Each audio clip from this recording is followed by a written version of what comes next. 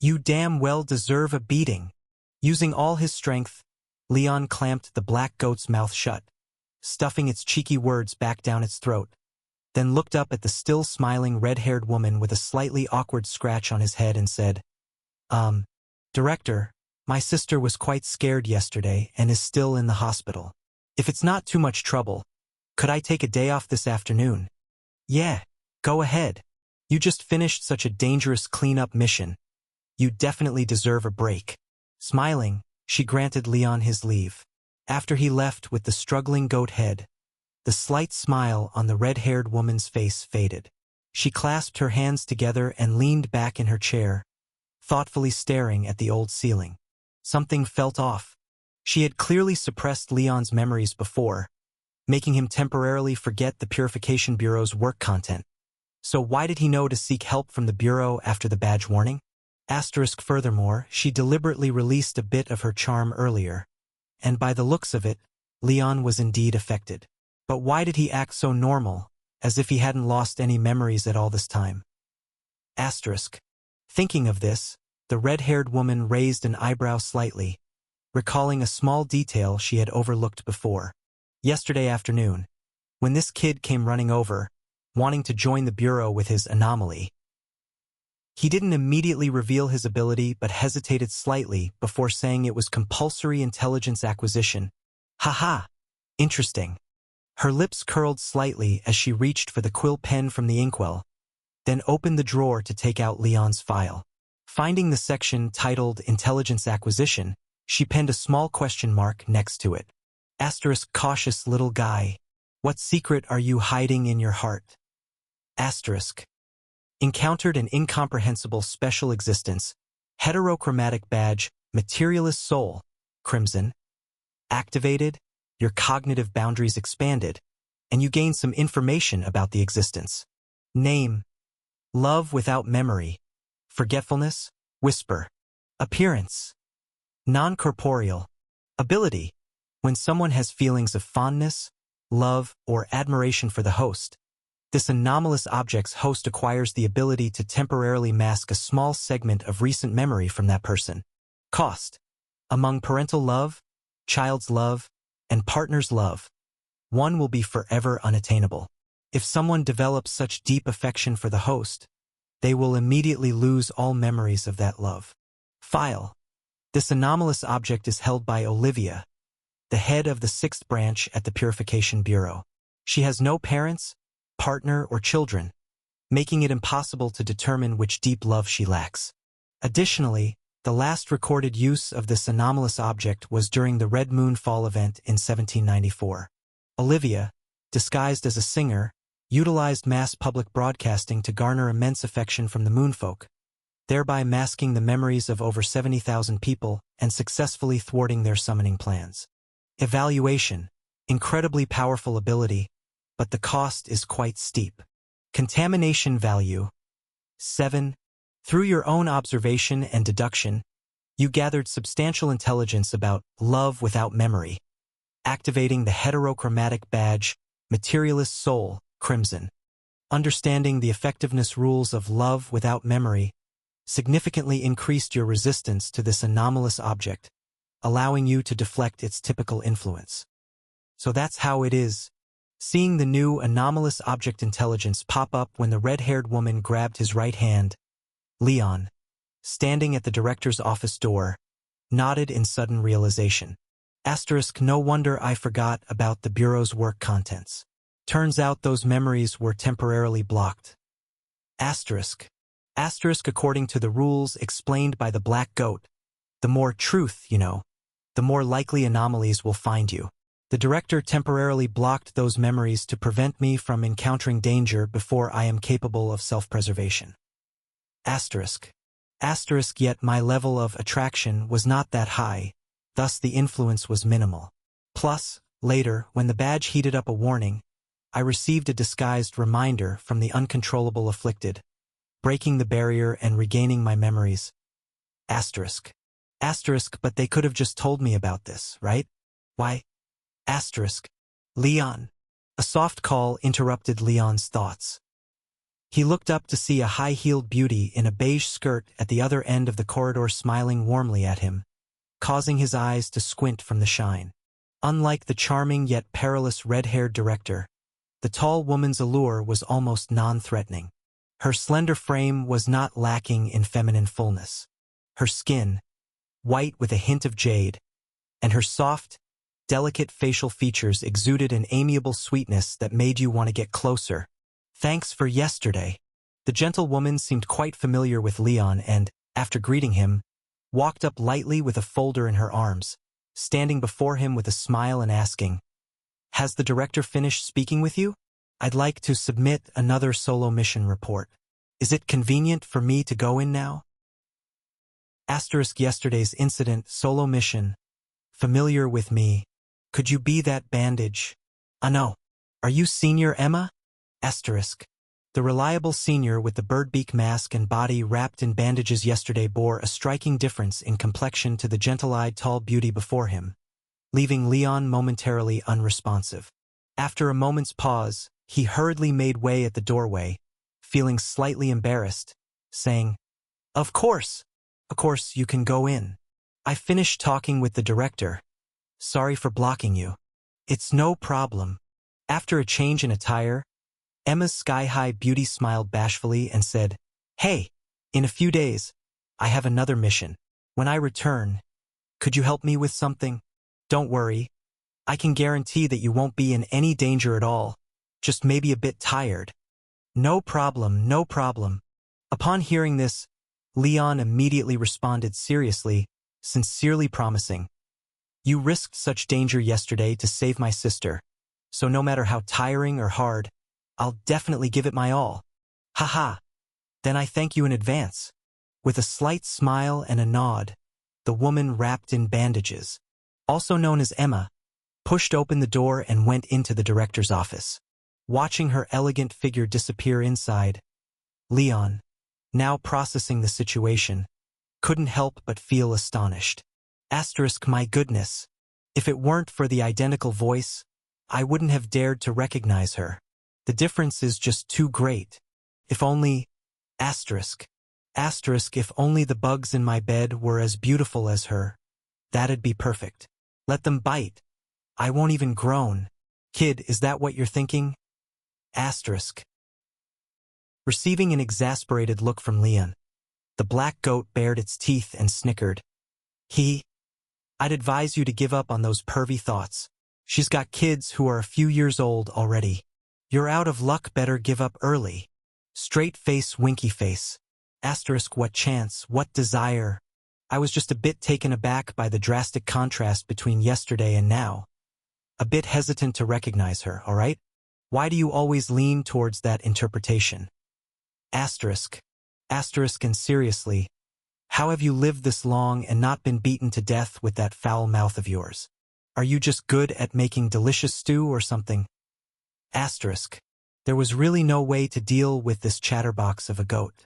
After all, it wouldn't do to actually cook it. Leon, with a look of disdain, had no choice but to carry the incessantly babbling goat head, briskly walk through the somewhat dim corridors of the Purification Bureau, and begin identifying the nameplates on each office. Harry Morgan, Level 2 Crisis Handler. Emma Alman, First Level Disaster Handler. Leon Lane, Level 3 Accident Handler. So this is it. Speaking of which, my office is right next to Senior Emma's. Glancing at the familiar name on the nameplate next door, Leon's lips involuntarily curled upward slightly. Of course, this didn't mean Leon had any thoughts about her. Primarily, having a gentle, beautiful, and quite reliable senior next door when he first joined was a very delightful thing. Was something flashing in her office? From a small window opened on the corridor side, Leon caught sight of an unusual flash inside Emma's office. Curiously, he took a step back toward it just to take a peek, then immediately returned with a blank expression and walked into his own office, face taut.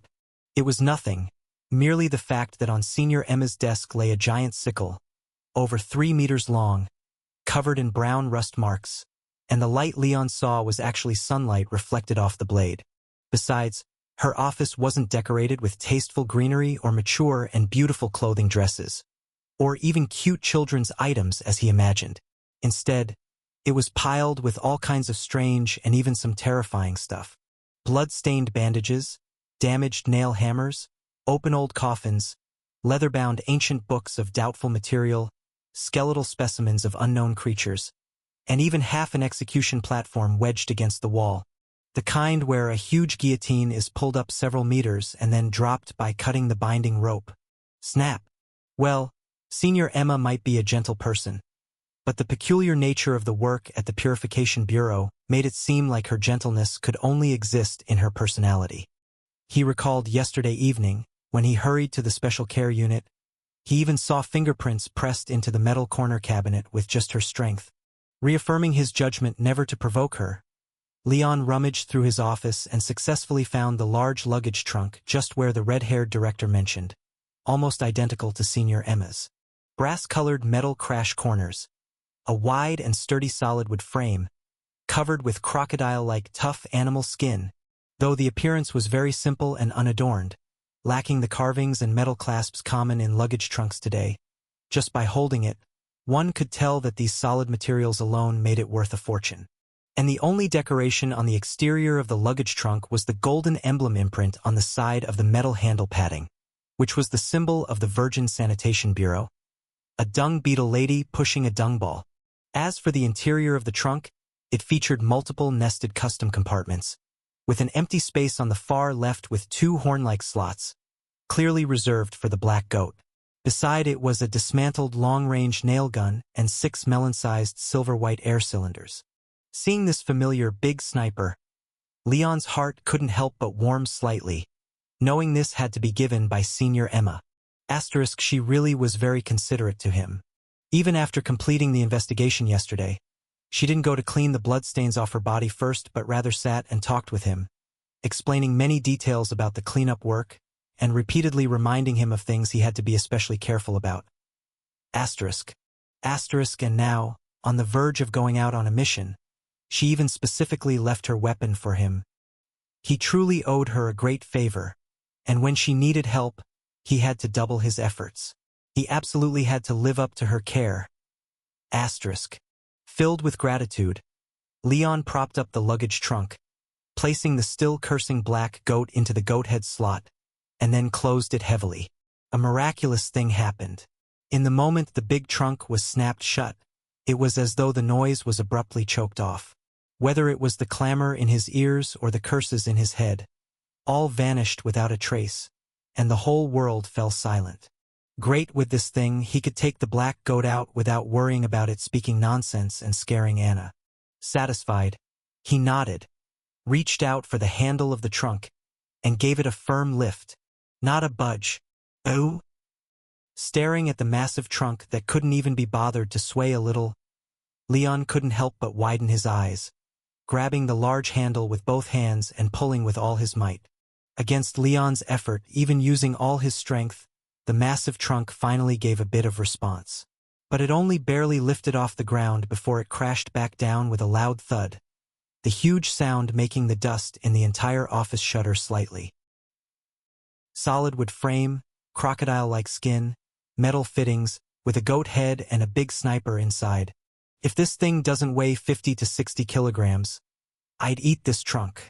Looking at his slightly scrawny arms due to long-term malnutrition, then looking at the trunk lying there like a mountain, seemingly mocking him, delicate and weak, Leon sighed helplessly, rationally gave up the idea of taking it with him, took his credentials, and angrily pushed the door open, heading toward the cafeteria in the police department. Eat. I'm going to eat with all my might. Turn myself into a strong man. Then intensify my training. No other option. I have to at least train to the extent that I can lift a trunk on my own. Otherwise, when Senior Emma needs help, if I can't even lift a trunk and have to shamelessly ask her to carry it for me, can I even continue to live? Anna, look what I brought you. After pushing the door open and entering the special care unit, seeing the delight on the face of the frail girl on the hospital bed looking over, Leon's face involuntarily lit up with a smile. Lifting the mahogany lunch box in his hand, He gave it a slight shake and, without waiting for Anna to answer, Leon revealed the mystery with a smile.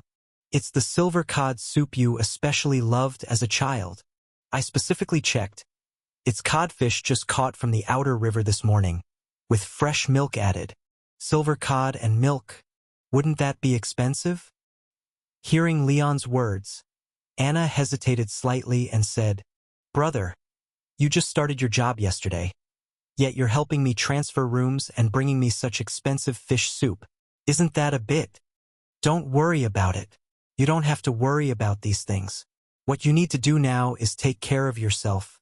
Come, let me see your leg. Placing the 3-tiered lunchbox borrowed from the police department cafeteria on the bedside table, Leon lifted a corner of the blanket and glanced at the bandaged right thigh of his sister, asking with some heartache, Does it hurt? It's all my fault. If I hadn't brought you to this hospital, you wouldn't have.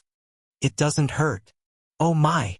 Not expecting Leon's hand to be so fast, the frail girl's cheeks flushed slightly, quickly grabbing the blanket to cover her thigh again, then clutching his arm and complaining, Brother, my skirt was cut open during the bandaging. Don't just lift it like that. Also, can you stop taking everything on yourself?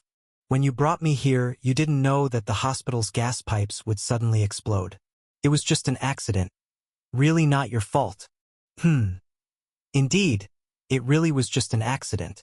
Watching Wenyan comforting his sister, whose complexion had clearly improved, Leon felt a slight relief from the burden on his heart and smiled as he concurred. Yes, the uncontrollable afflicted incident that affected 400 to 500 people yesterday turned into an accidental incident after the main culprit was shot dead by Leon and Senior Emma submitted the incident report. According to the red-haired director, hidden beneath the Purification Bureau headquarters was an anomalous object of astonishingly high hierarchy. Once Purification Bureau employees completed their cleanup task and submitted the incident report, the rules of that anomalous object would be triggered, forcibly rewriting most eyewitnesses' related memories. This incident, for instance, was confused with a gas explosion accident. In the memory of Anna and others, the gas pipeline of the hospital cracked first, causing the first explosion.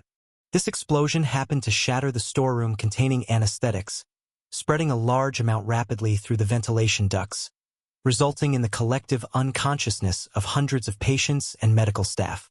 The subsequent second explosion occurred on the 6th floor, where the director's office was located, and the 4th floor, where the special care ward was. The director of Red Brick Road Hospital was killed immediately, and the special care ward where Anna was blown to a mess. Fortunately, she smelled the gas leak in advance and decisively hung outside the window with 2 nurses, barely saving her life, though her leg was cut by falling glass from above, and another nurse fell seriously injured with multiple joint injuries.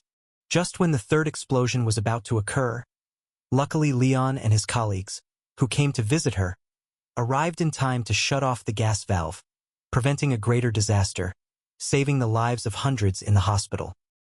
Yes, that reportedly incredible anomalous object, when covering up the incident, even considered the mental health of Purification Bureau employees, deliberately leaving Leon and his colleagues' merits intact so they wouldn't lose balance from saving people but not getting respect. Even more bizarre, to facilitate the Purification Bureau's report for bonuses, it even supplemented the victims' memories with the detail of the Bureau investigating Red Brick Road Hospital's overcharging issue after receiving public reports, showing a touch of thoughtful humanity and a slight lack of shame. After hearing about such preposterous operations, Leon, who understood the difference between program and artificial intelligence, almost instinctively questioned this anomalous object, feeling that something so adaptable obviously had its own intelligence, thinking it should have issues, rather than merely functioning strictly according to rules. However, Leon received the reply from the red-haired director that this anomalous object inherently had a brain and was simply a brain itself. This high-level, anomalous object capable of distorting memories was originally an evil god, hastily arrived without adequate preparation and was captured alive. After its destruction by the Purification Bureau, it was discovered to have exceptional memory alteration abilities. Hence its brain was directly extracted and placed into an anomalous object named the Illusion Can, crafted specifically for wrapping up large-scale events. However, due to its dangerously formidable ability to alter group memories, if left in the hands of an individual, extremely serious consequences might arise. Thus, the activation conditions are rigorous, requiring more than half agreement from 12 directors before use. Normally, it lies buried underground, running autonomously, only for use in extremely dangerous situations. So, what exactly does extremely dangerous mean? Or, more bluntly, if someone wants to target the Purification Bureau, does that count as extremely dangerous? When hearing the red-haired director saying this, Leon almost instantly thought of the definition of dangerous, unraveling a massive mystery. Why would the nations in this world allow organizations like the Purification Bureau to exist, even actively cooperate? They probably are not willing but must cooperate. After all, just the brain of the evil god capable of altering group memory alone is enough for all intrigued kingdoms to take a step back. And God knows how long the history of the Purification Bureau is, what other peculiar things it might be hiding. Through this news, having indirectly learned how powerful the Purification Bureau really is, Leon was now quite sure he would be bound to this secretive organization for life. Standing on the front lines guarding humanity, knowing the truth of the world, possessing abilities far beyond ordinary people. Just these are already hard to refuse, not to mention Purification Bureau's high treatment, excellent welfare, and even official kingdom establishment. Especially the establishment, heard in the capital city's dating market now, those with official establishment, regardless of gender, are particularly attractive. Asterisk kiss. Wait a minute, wasn't I prepared to stay single until death? Why did I suddenly think of dating? Was I triggered by something today? Or, as the black goat said, have I reached an age eager to move? Asterisk. Brother? Brother. What's wrong with you? Shouting several times without getting a response, Anna, sipping fish soup, couldn't help blinking in perplexity. Watching her brother, whose expressions alternated between severe and somewhat shy, the frail girl thought a while, placing the milky white fish soup back on the bedside, then lifted her right hand to cover her pink lips, slightly oily from the soup, and coughed lightly in a low, suppressed voice. Hearing this repressed cough that had kept him constantly worried for more than 2 years, Leon, almost reflexively, instantly snapped out of his wandering thoughts. He hurriedly glanced at the girl on the bed, relieved only after seeing Anna just gave a light cough with no further sign, then stretched to pick up the soup bowl on the bedside table, saying somewhat embarrassedly, I was just thinking about work and didn't attend to you for a moment. Why did you cough just now? Did it go down the wrong way? Should I feed you instead? No, Watching Leon immediately look over hearing the cough, the frail girl's eyes slightly warmed, shaking her head intending to say she hadn't choked, but seeing the spoon already near her mouth, she reconsidered and didn't refuse.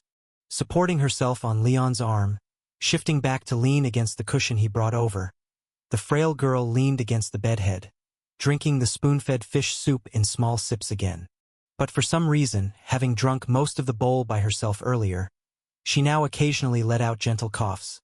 Then, when questioned with concern by Leon, smiled faintly, nodded, and waited contently for the next spoon of fish soup. Mom, Dad, are you watching over me?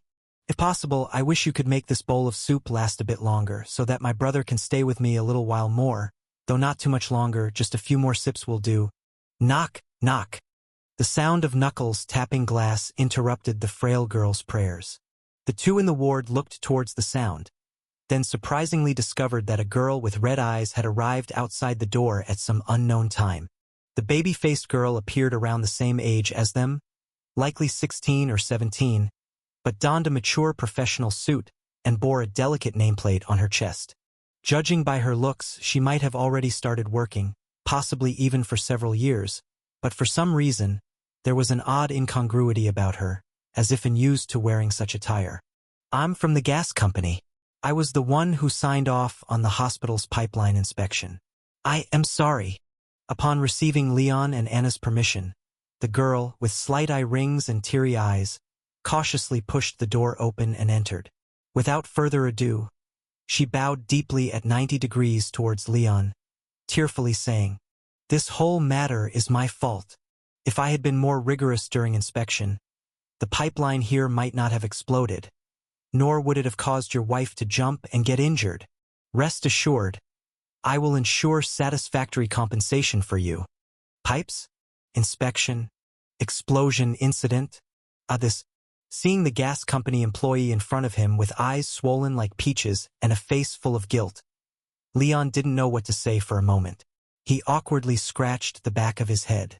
If it really had been a gas pipeline explosion that injured Anna's leg and almost killed her, he felt he could rip the heart out of the person responsible. But the problem was that it wasn't the company's fault. The explosion was a figment of that evil god's imagination, and the hospital incident was orchestrated by the director. It wasn't due to faulty gas pipes. As for the young girl in front of him, she hadn't done anything wrong at work. It was pure bad luck that she got involved, dragged into the mess by the anomalous object from the Purification Bureau. Well, you seem genuinely sorry. How about you just cover the medical expenses, and let's call it even? Leon felt a slight twinge of guilt. He initially thought of letting it go but felt that not pursuing anything when his sister nearly got hurt in a gas explosion seemed too fake. So he made a more moderate demand. Either way, with Purification Bureau credentials, the family medical expenses would be reimbursed. Anna's lung condition didn't require private payment, and in the gas explosion incident, she only injured her leg, which would cost at most a couple of silver wheels. It wouldn't put much financial pressure on the counterpart. To his surprise, the doll-faced girl quickly looked up, full of disbelief, and said, "That's all there is to it?" Turning to glance at his sister, seeing her cheeks slightly flushed and seemingly lost in thought, Leon turned back, apologetically nodding to the tearful girl in front of him. "Yes, that's enough." "Just that amount of compensation? Are there really such people?" Hearing Leon's affirmative answer, the girl in the professional skirt was stunned, her eyes swollen into slits filled with disbelief. Most people affected by the incident were knocked out by evaporating anesthetic and then inhaled excessive anesthetic gas. Some hadn't even woken up yet, but these people were relatively easy to compensate. You only needed to cover lost wages and soupage expenses. The most severe case was the hospital director, but that person didn't seem like a good person. Many bad deeds were reported about him. If he didn't die, he might end up on the gallows anyway, so there was no need to compensate him. Then there were a few people who jumped out of the fourth-floor window. The older nurse wasn't injured, just scared, while the young nurse, whose joints were severely injured, along with her fiancé, viciously gouged their own company for compensation. But her fiancé spoke of buying something, hurriedly left with the money, and she felt like that man was going to take the money and run. So she specifically warned her about it, only to be yelled at for over an hour. Thinking of this, the doll-faced girl sniffed hard, teary-eyed, looking at the kind Leon in front of her, feeling that you really couldn't compare humans to each other. This last girl, although not as injured as the nurse, also had her thigh cut by shattered glass. If she hadn't reacted quickly, she might have ended up like the director on the 6th floor. Before coming over, she had hesitated for quite a while, ready for a scolding or even a beating, but they turned out to be so kind-hearted, only asking for medical expenses. They were such good people. "Well, I'll compensate you more." Looking at Leon's somewhat shabby coat and then at this modest hospital room that cost less than 2 silver wheels a night, the doll-faced girl's heart couldn't bear it.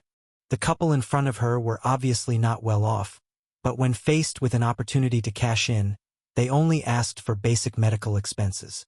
She couldn't let such good people suffer. After clenching her small fists, the doll-faced girl raised her head, face full of emotion, trying to persuade Leon. "You two are so young. I'm sure you haven't saved much. Now your wife is injured, and you have to take time off to care for her, which will definitely interfere with work. If I compensate you more, you can use the money to hire a caregiver for your wife, ensuring she gets better care and avoiding—" "Wait, did you get something wrong?" Leon, whose mind was flooded with thoughts of the explosion incident, interrupted, somewhat speechless. "We're not a couple, we're siblings." "Ah? Really? I'm sorry. I'm sorry." Upon hearing Leon's correction, The doll-faced girl's face reddened as she apologized repeatedly with a bow. The compensation list I got only had names. I saw your surname in the hospital visit registration and thought you two were… I'm sorry. Deeply sorry. It's all right. Anna ran her fingers through her lightly golden hair, glanced at Leon's deep black hair, and seemed in a good mood. She smiled slightly, gently comforting. My brother and I have different hair colors and don't look very much alike. It's really easy to mistake. As for the compensation, I wasn't hurt much. Just go with what my brother said. Oh, right. At this point, Anna seemed to remember something. She propped herself up on the bed, speaking earnestly. Where's Aunt Hannah? Although she wasn't hurt, she was terrified yesterday and hasn't come to the hospital today. Have you compensated her? Are you referring to the older nurse? The doll-faced girl thought for a moment, then said apologetically, We've already compensated her, and it was very generous. Even though she wasn't physically harmed, she was really frightened by yesterday's explosion, and she might even have some mental distress. What? Hearing that the older nurse who had taken care of her had issues, Anna immediately grew anxious. She struggled to sit up, clinging to Leon's arm, with a face full of worry as she asked, How is that possible? When we separated last night, she was still fine, wasn't she? Well, I'm not really sure. Recalling the situation of another unfortunate victim, the doll-faced girl lowered her head with guilt, whispering tearfully, Her husband told us that she was just a bit uneasy last night, but her condition was stable. However, when she woke up this morning, she suddenly started speaking nonsense. She insisted that there was no explosion, claimed the hospital floor would eat people, that many patients were devoured by it. But then, she talked about a mysterious woman covered in bandages who saved her by taking her out of the window. She must have truly been horrified by yesterday's events. Hearing this, the sympathetic Leon couldn't help but be taken aback. Wait a second, there was no explosion, the hospital floor eats people, and a woman covered in bandages. What? Are you saying that the older nurse is very likely also a natural carrier of abnormal traits? After hearing Leon's report, the red-haired woman raised an eyebrow thoughtfully and said, No wonder. I remember Emma's report also mentioned that a nurse could resist the director's control. Originally, I thought she was just kind-hearted and upright, able to maintain her own stance and not be swayed by power, thus avoiding the influence of authority-type anomalous objects. But now, it seems that she might carry an abnormality herself, enabling her to avoid manipulation. Leon, you did very well. After giving Leon an appreciative glance, the red-haired director said with a smile, Even though you just finished a hard cleanup mission, you still insisted on actively applying for fieldwork, diligently revisiting the victims and, from the tiniest clues, keenly discovered new traces of an anomalous object. It must have been tough for you. That's not right. Upon hearing the red-haired woman's conclusion, Leon was slightly taken aback and then quickly reminded her, Thank you, Director. But I actually took the afternoon off today to visit my sister. This information wasn't gathered from field visits, but rather, half a day's pay will be deducted for the leave. One active fieldwork session allows you to apply for a 2 gold wheel subsidy. Rather, on my way to the fieldwork, I actively communicated with a compensation agent from the gas company and successfully analyzed the situation using the methods taught by you and Senior Emma. That's why I value you highly. You indeed suit the Purification Bureau well. After looking at the sensible Leon with satisfaction, the red-haired director said with a laugh, Go back and, according to what you said, submit a fieldwork result later, but there's no need to write about the parts involving Emma and me. Cheating funds is one thing, but merits are another. What's yours is yours, and no matter how other bureaus operate, we in the Virgo Bureau don't play like that. Besides, obtaining valuable information during your rest time deserves a special fieldwork subsidy. Well, thank you, Director. I'll go back and submit the report. Go on then. Leon really didn't know how to evaluate his own director, who could openly talk about cheating funds but still had inexplicably upright conduct. However, despite some questionable methods, a leader who both fought for his subordinates' benefits and didn't like taking credit for their achievements should be well liked in the bureau, right? No wonder Senior Emma always spoke of her with such respect. Wait, suddenly recalling something, Leon, who was about to leave, froze again and hesitantly said, Director, can I go on fieldwork again tomorrow? Upon hearing this, the red-haired woman was slightly stunned, then instinctively narrowed her sly, foxy eyes and said with a teasing smile, What? Short on cash? Trying to cheat funds again? No, this time it's a real field task, or you can consider it a leave if you prefer. Quickly shaking his head, Leon explained earnestly, Yesterday, I read Senior Emma's archival material on the Red Brick Road Hospital incident. It seemed too coincidental that those patients appeared, like they were purposely created, to enhance the uncontrollable afflicted's power. After all, the Red Brick Road Hospital typically only has about 100 beds. If not for issues simultaneously occurring at both the hydraulic company and the Department of Road Administration, there wouldn't have been so many patients for that director to absorb all at once. So, I was thinking the Bureau might want to investigate these two places to see if there's some mastermind behind the chaos, or if the hydraulic company and the Department of Road Administration have inherent problems. And also, while leveraging your position as Purification Bureau staff, unearth evidence of negligence from the hydraulic company and the Department of Road Administration to help the patients still lying in the hospital get some compensation. Am I right? The red-haired woman opened her charming foxy eyes, gazed softly at the startled Leon, and said with a sweet, narrow-eyed smile, Ha! It seems the old goat wasn't wrong after all. You're indeed the type with a strong sense of morality. When encountering something you disapprove of, you can't help but want to intervene.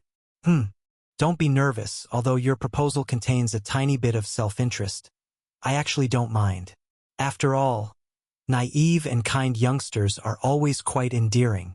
After giving Leon an enigmatic and peculiar evaluation, the red-haired woman lazily stretched, showing off her graceful curves, then comfortably reclined on the soft backrest, smiling as she said, If you want to go, then go. It'll still be considered your field task this time, but make sure not to repeat it. Thank you, Director. You're welcome, but... Leaning her hand on her cheek, she looked at Leon with interest. The red-haired woman whispered playfully, You're only going to thank me verbally? How about some practical action? Feeling a bit bewildered by the sudden bribe request, Leon looked at the piles of empty bottles behind the red-haired woman's desk and cautiously suggested, Well, how about after work today? I treat you to a few drinks. Booze? Upon hearing Leon's words, the red-haired woman's eyes brightened slightly, and she instinctively sat up straight.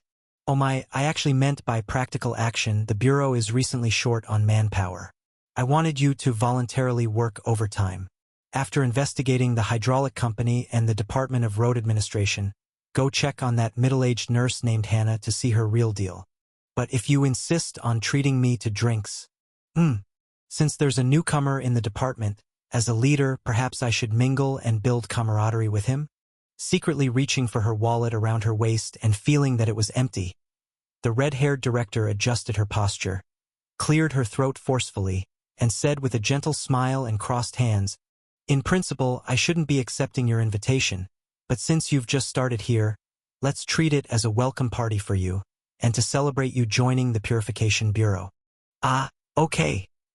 Leon nodded and then suggested, How about I invite Senior Emma and those who just came back too? Ahem. There's no need for them to come. After quickly calculating Leon's salary on the sly, the red-haired woman stopped him with a righteously solemn expression. Emma needs to rush home to take care of her child, and as for those two who just returned, I'll be arranging. They'll soon have new tasks and need to depart before sunset today, so I'll drink alone tonight. You'll drink alone? What? Aren't you even pretending a little? Couldn't you at least say you're holding a welcome party for me alone? Watching the red-haired woman, who seemed to suddenly lose her mind, speak without care, With the original rational and meticulous aura completely vanished, Leon suddenly found himself speechless. He remembered the Black Goat's evaluation of their boss. Let me tell you, that woman might be calm and cunning, and her strength is terrifying, but once she gets tipsy, she's just a pure drunk. Her brain keeps churning alcohol like no one's business. Unless there's no booze involved, everything goes smoothly. She can arm wrestle with any opponent. But once the booze is at play, no matter how unreliable she is going to get, she becomes as unreliable as possible. Her quality dives to the lowest it can go. Be careful. Don't let her latch onto you. Oh no. Seems like I dug myself a big pit. Give it to him, I don't need the menu. Adjusting the hem of her bright red, high-waist, tight-fitting dress, the woman with red hair, even more striking than the lingering sunset hues, sat gracefully by the restaurant window and waved off the menu handed by the waiter. She deftly ordered, "Start with a dozen base pale Alesh to whet the appetite. Awaken a bottle of Bordeaux Margaux to clear the malt taste of the beer. Then a bottle each of affordable classics from Bowmore, Talisker, Glenfiddich. Finally, wait until we've both had enough. Then bring out a Macallan whiskey aged in sherry casks to finish, and a bottle of Captain Morgan's black rum to go. That should be all for now. Oh, right, put the name Leon Lane on the tab and send the bill to the Purification Bureau under the police department. We'll pay on payday." Watching the red-haired woman settle the menu, or rather the drinks menu in under 5 seconds, and even set up a tab, Leon held another menu and couldn't help but feel a bit uneasy. With a forced smile, he reminded, "Chief, everything you've ordered is liquor? Shouldn't we order some food?" "Ah, it's fine, you eat if you want. Don't mind me, as long as I have something to drink." Asterisk drink without eating anything? So you're planning to drink yourself to death here? Asterisk. Opening the menu to the liquor section, Leon found the types of drinks the woman had ordered and saw 5 or 6 prominent spirits labels in dark colors. He felt a tingling sensation on his scalp. According to the Kingdom's Commerce Department's guidelines, beverages with an alcohol content of over 30% had to be labeled as spirits. But these were not just spirits. They bore dark color labels meaning the alcohol content was at least 40%. Why on earth did I think it was a good idea to treat her to drinks? Looking at the menu that wasn't overpriced but certainly not cheap, Leon regretted his decision deeply but couldn't bring himself to spend too much money. After much hesitation, he finally picked a shepherd's pie, layered with lamb, mashed potatoes, and lettuce. He also ordered a small assortment of veal with vegetables for after the meal, intending to pack it up for his younger siblings at home, then nervously awaited his chief's performance. Phew, how nostalgic! Downing half a dozen light beers with an elegance that Leon couldn't comprehend. While the other patrons whispered among themselves, Olivia swept her red hair behind her ear. She leaned down to sniff lightly at the opening of the decanter, and a cute blush spread across her cheeks. Raspberry toasted bread, a rich coffee aroma, and a faint scent of truffles. It's been so long since I've had such a refined drink. Could it really be that good? Spooked by the appreciative look on the red-haired woman's face, Leon secretly sniffed but only caught a light fruity aroma, no trace of anything else, which made him frown in doubt. Asterisk bread and coffee. Must be a trick. Asterisk. What? Don't believe me? Noticing Leon's expression, the red-haired woman picked up a glass, poured him half a glass of crimson wine, and smiled as she handed it over. Want to try? Slightly irritated by the pungent smell of alcohol, Leon, who didn't drink, instinctively wrinkled his nose and wanted to refuse. But, considering he had paid for this drink, and quite a bit at that, his hand moved against his will and he accepted the glass. Following the method the red-haired woman had taught him, he took a large sip and swished the wine around his mouth before swallowing. So, how was it? Watching Leon's face scrunch up in reaction to the sourness, the red-haired woman rested her chin on her hand, observing his flushed cheeks.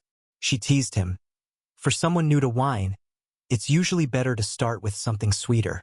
This more robust dry wine might be a bit too much. Little guy, want some more? Hiss, taking a couple of breaths to ease the slight, unpleasant sourness around his teeth. Leon's eyes unexpectedly brightened. Yes, and I'd like a glass of everything else as well. His quick change of attitude wasn't due to him finding the allure of alcohol or being agitated by the red-haired woman's teasing manner, but rather because, upon first tasting a craft-level fine wine, you have activated the Black Iron level badge, newcomer to the wine country. Newcomer to the wine country. No need to persuade me, I know, that loving it will harm my life, but that which fails to bring me joy is longer and duller than life itself. Equip effect. For a period after consuming alcoholic beverages, fear, trepidation, and panic, among other negative emotions, will have a weakened impact on you. Advancement route.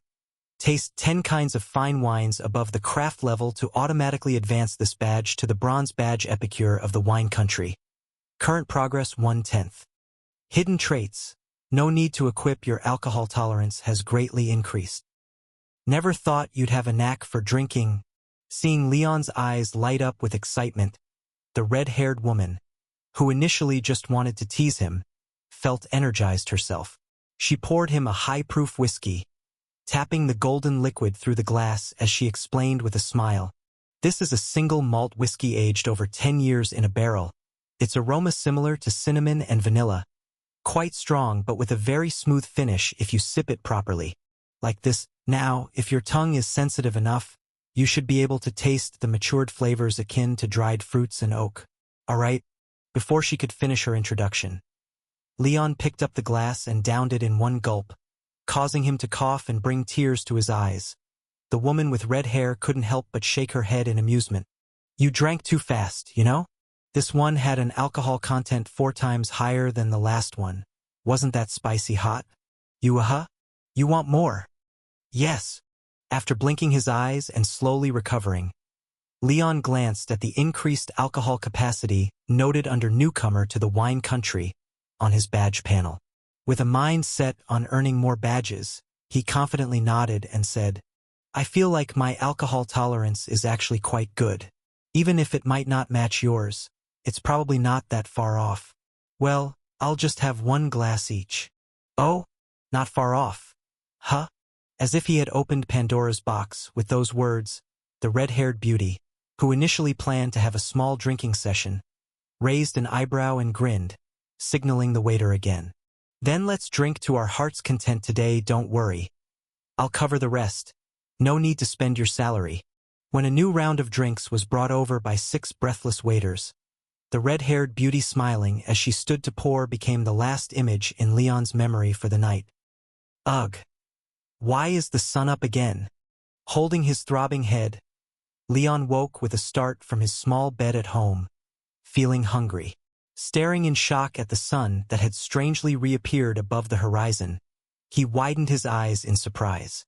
Asterisk when we started drinking, the sun had just set. Did I sleep an entire day away? Asterisk. As he shakily called up his badge panel and saw the brilliantly shining martyr of the wine country. He was stunned for a moment and found his lips trembling involuntarily. Black iron, bronze, silver, gold. Gold? Asterisk, did I level up 3 badges in one night? How much did I drink? Asterisk. Martyr of the wine country. Is this wine? It was flowing cold fire, a remedy for sorrow, an oasis in the city, an antidote for a painful life, a river with warmth, boiling in the deepest loneliness of countless chilly nights. Effects of wearing. The higher the alcohol content in your body, the less impact a series of negative emotions like fear, apprehension, and panic have on you.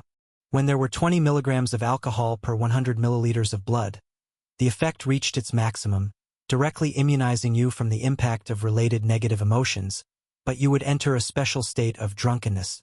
Drunkenness. Your reaction time increased by 50%, limb coordination decreased by 50%, perception of the surrounding environment decreased by 50%, courage increased by 300%. Advancement route. After tasting 1,000 kinds of craft level or above, 100 kinds of fine level or above, 10 kinds of premium level or above, and 1 kind of intoxicating level or above good wine, This badge would automatically advance to the heterochromatic badge, Immortal of Liquor. Current progress: 117/1000, 7/100, January 10th, 0/1. Hidden traits, not required to be worn after a hell-level binge drinking session. Your body had already adapted to the ravages of alcohol and found ways to cope. Your alcohol metabolism rate was greatly improved. After a whole night of drinking followed by a whole day of sleep, he got a gold-level badge. This seemed not entirely unacceptable. After reading through the detailed effects of Martyr of the Wine Country, Leon's emotions finally slowly calmed down. It truly was worthy of being a gold-level badge, with extremely powerful effects. Although his courage was not small, when he faced the hospital that could eat people directly that day, he was still somewhat fearful at heart. Especially the scene like a living hell in the first-floor lobby. Even just observing through the scope made him feel a chill in his heart. Honestly, if he hadn't been sniping from a distance, but was holding a gun walking in with Senior Emma, under such an extremely horrifying scene, he feared he might not have been able to hit someone face to face. But with this gold-level badge, as long as he carried a bottle of high-proof alcohol, he could directly and significantly reduce the impact of these negative emotions, allowing himself to calm down again, and calmness and reason at critical moments in such life-and-death work could be lifesavers. In addition, according to Senior Emma, while abilities like the Black Goat that directly affect the soul were not many, it was not impossible to encounter them. With the terrifyingly vast work scope of the Purification Bureau, he might run into one at any time. And although this Martyr of the Wine Country had limited range, only immunizing negative emotions like fear, apprehension, and panic, if the opponent's ability just happened to be within this range, it would be directly restrained to death. Even if the range was somewhat narrow, it still was an extremely powerful trump card. Asterisk, it seems there were still many things that could be unearthed with this badge system. Asterisk. Looking at the 4 slots on the panel, along with 3 black iron, 2 bronze, 1 gold, and 1 heterochromatic badge, Leon couldn't help but fall into contemplation. Among the 7 badges he currently activated, Unemployed Youth not only had confusing abilities, but also required exiting the Purification Bureau to upgrade, which couldn't be achieved by mere hard work, so he temporarily passed on that. Similar was Probationary Worker, which could only be upgraded 2 months after entering the job. All that remained was Trustworthy Brother, which had no advancement route, Materialist Soul, which couldn't be further advanced, and Martyr of the Wine Country, though it could still go up. However, he didn't understand wine and didn't have enough money to buy so many good wines, so he also had to leave it aside for now. So the only ones he might actively upgrade were Demon's Favor and Shooting Novice. The former was easy to handle. As long as he secretly bought a few more packs of Goth for the Black Goat without the Purification Bureau knowing, he'd manage. The latter required live ammunition shooting, so he needed to think of a way from the military department. Wait, didn't the Department of Police Affairs also have a shooting range? Recalling seeing officers equipped with firearms when he ate at the police department's canteen, Leon had an idea about the Department of Police Affairs. Although the Purification Bureau was merely affiliated below the police department, it was nominally subordinate to it. To them, he could count as half one of their own, so borrowing their training facilities shouldn't be a problem, right? Asterisk. Practicing shooting to earn badges, investigating the hydropower company and the Department of Road Administration, paying a visit to that middle-aged nurse named Hannah. Even though he had only joined the job for 2 days, he already had so much to do. Asterisk. Holding his head, which still felt slightly dizzy, Leon got up, his face pale, and rummaged through the old desk beside the bed. After a sound of clattering, he found a half piece of carbon rod and some straw paper he had picked up, and carefully recorded one by one what he needed to do, then folded it meticulously and placed it in his pocket along with his wallet. Brother, you're awake. Possibly hearing the sound of rummaging, a little boy with facial features about 70% similar to Leon, but looking slightly naive, peeked in from the crack of the door. Seeing Leon was already up, he ran in joyfully right away, clinging tightly to Leon's leg. Then, with slightly reddened eyes, said, "Sister coughed so loud the day before yesterday. Her handkerchief was red with it, and she still hasn't come back. After you came back, you couldn't be woken up no matter what. I even thought, William, what are you doing? It seemed like another little girl of about the same age heard the commotion over here. She ran over, her hair swaying a pale golden color, pulling at the little boy's sleeve and huffing. Didn't that sister with hair like a tomato say it? Big brother's just drunk. Drunk. Do you understand? It's just a little sickness like a cold. Sleep it off and it'll be fine. He won't die. If you keep talking nonsense, I'll hit you.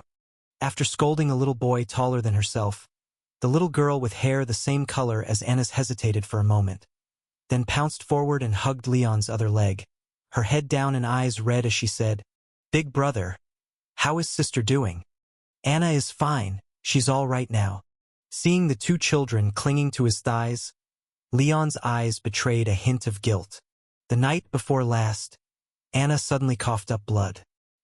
He hurriedly entrusted these siblings to the neighbors, without even having time to explain, and rushed Anna to the hospital, which was a whole day's ordeal. That night, he joined the Purification Bureau, encountered an abnormal event, and spent the entire night in turmoil.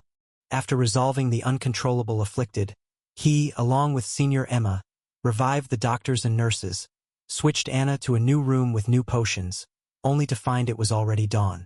Exhausted, he couldn't make it home, so he dozed off beside Anna's hospital bed.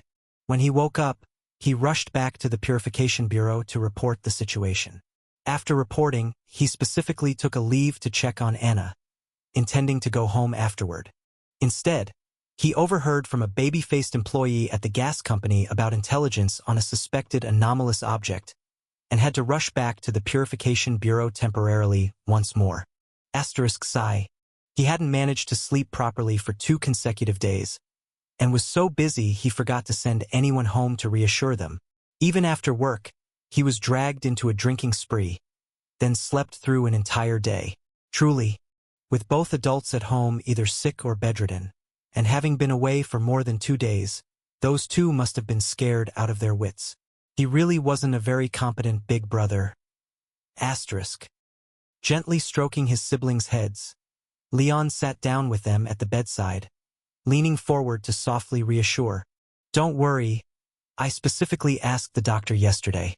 The doctor said Anna's condition was very stable, and her illness is no longer a problem. Really? Upon hearing Leon's words, the plainly naive William stayed buried in silence, while the much more lively little girl immediately lifted her head, her face full of joy, and asked, So is what the sister with red hair said true? Sister Anna can come home soon. Yeah. Leon smiled and nodded, saying, The doctor said she can come home after 2 more days of rest.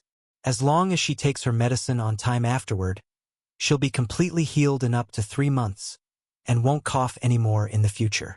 Upon hearing this good news, the 2 little ones immediately brimmed with happiness, their faces beaming with unadulterated delight. When they were still too young to remember, the 4 siblings' parents, both mechanics, had sacrificed their lives in the National Defense War a few years ago, leaving them with faint memories of their parents. It was almost entirely Anna who had brought them up.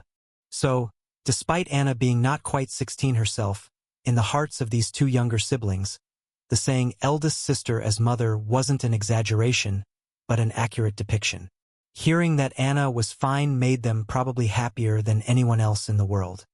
Having carefully examined his siblings' appearance and complexion, confirming they hadn't been starved or chilled over the past 2 days, Leon finally relaxed and stroked the little girl's golden hair, smiling as he asked, What about that big sister with red hair?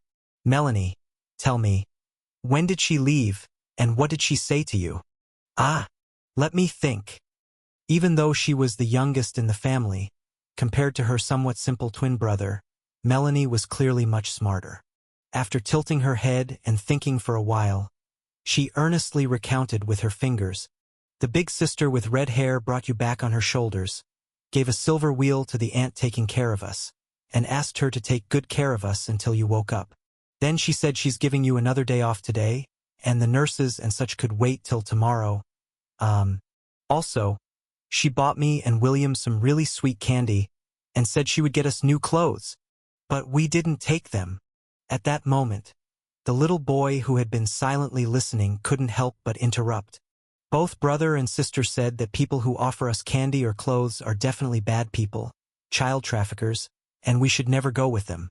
So as soon as she said she'd buy us clothes, I glared at her real hard and shouted that someone was trying to kidnap kids and scared her away. Underscore? In Leon's look of 3 parts speechless and 7 parts bewildered, the naive little William jumped up, proudly beating his small chest, and said, "Brother, I scared away a bad person and protected Melanie. Wasn't I great? Gosh, how can you even say that?" Before Leon could speak, the furious little girl with golden hair pounced forward in a flash, using her small hands to beat her twin brother's head, shouting angrily as she did, "Idiot! Moron! Big dumb fool! Simpleton! Blockhead! Are you stupid? Couldn't you use your brain? If she carried brother back, how could she be a bad person? You owe me new clothes. And if you were really afraid she's a bad person, you shouldn't have taken the candy either, so why did you fight me for it? I can't stand you. Didn't you eat several pieces first?"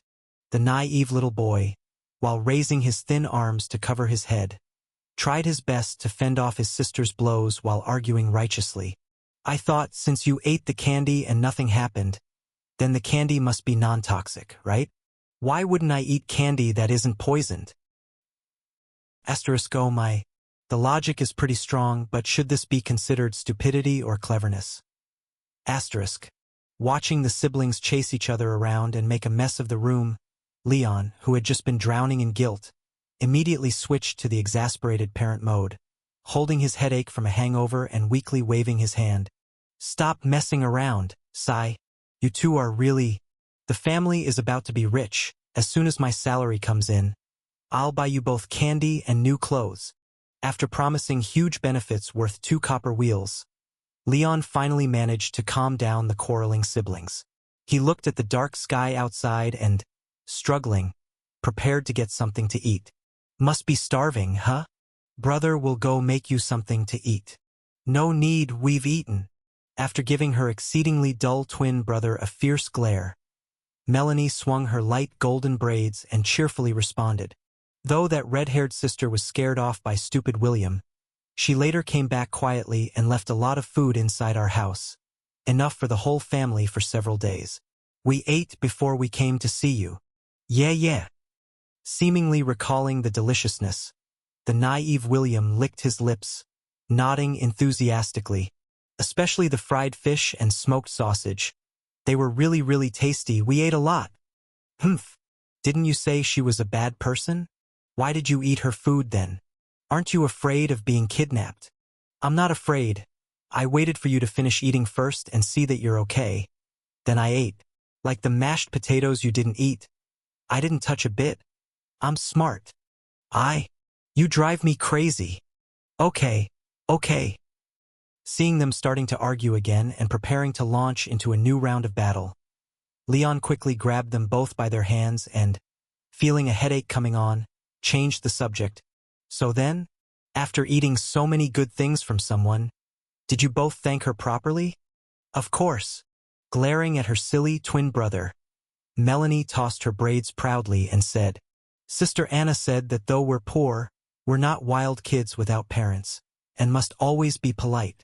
So not only did I thank the big sister, I also made William say it by pushing his head down.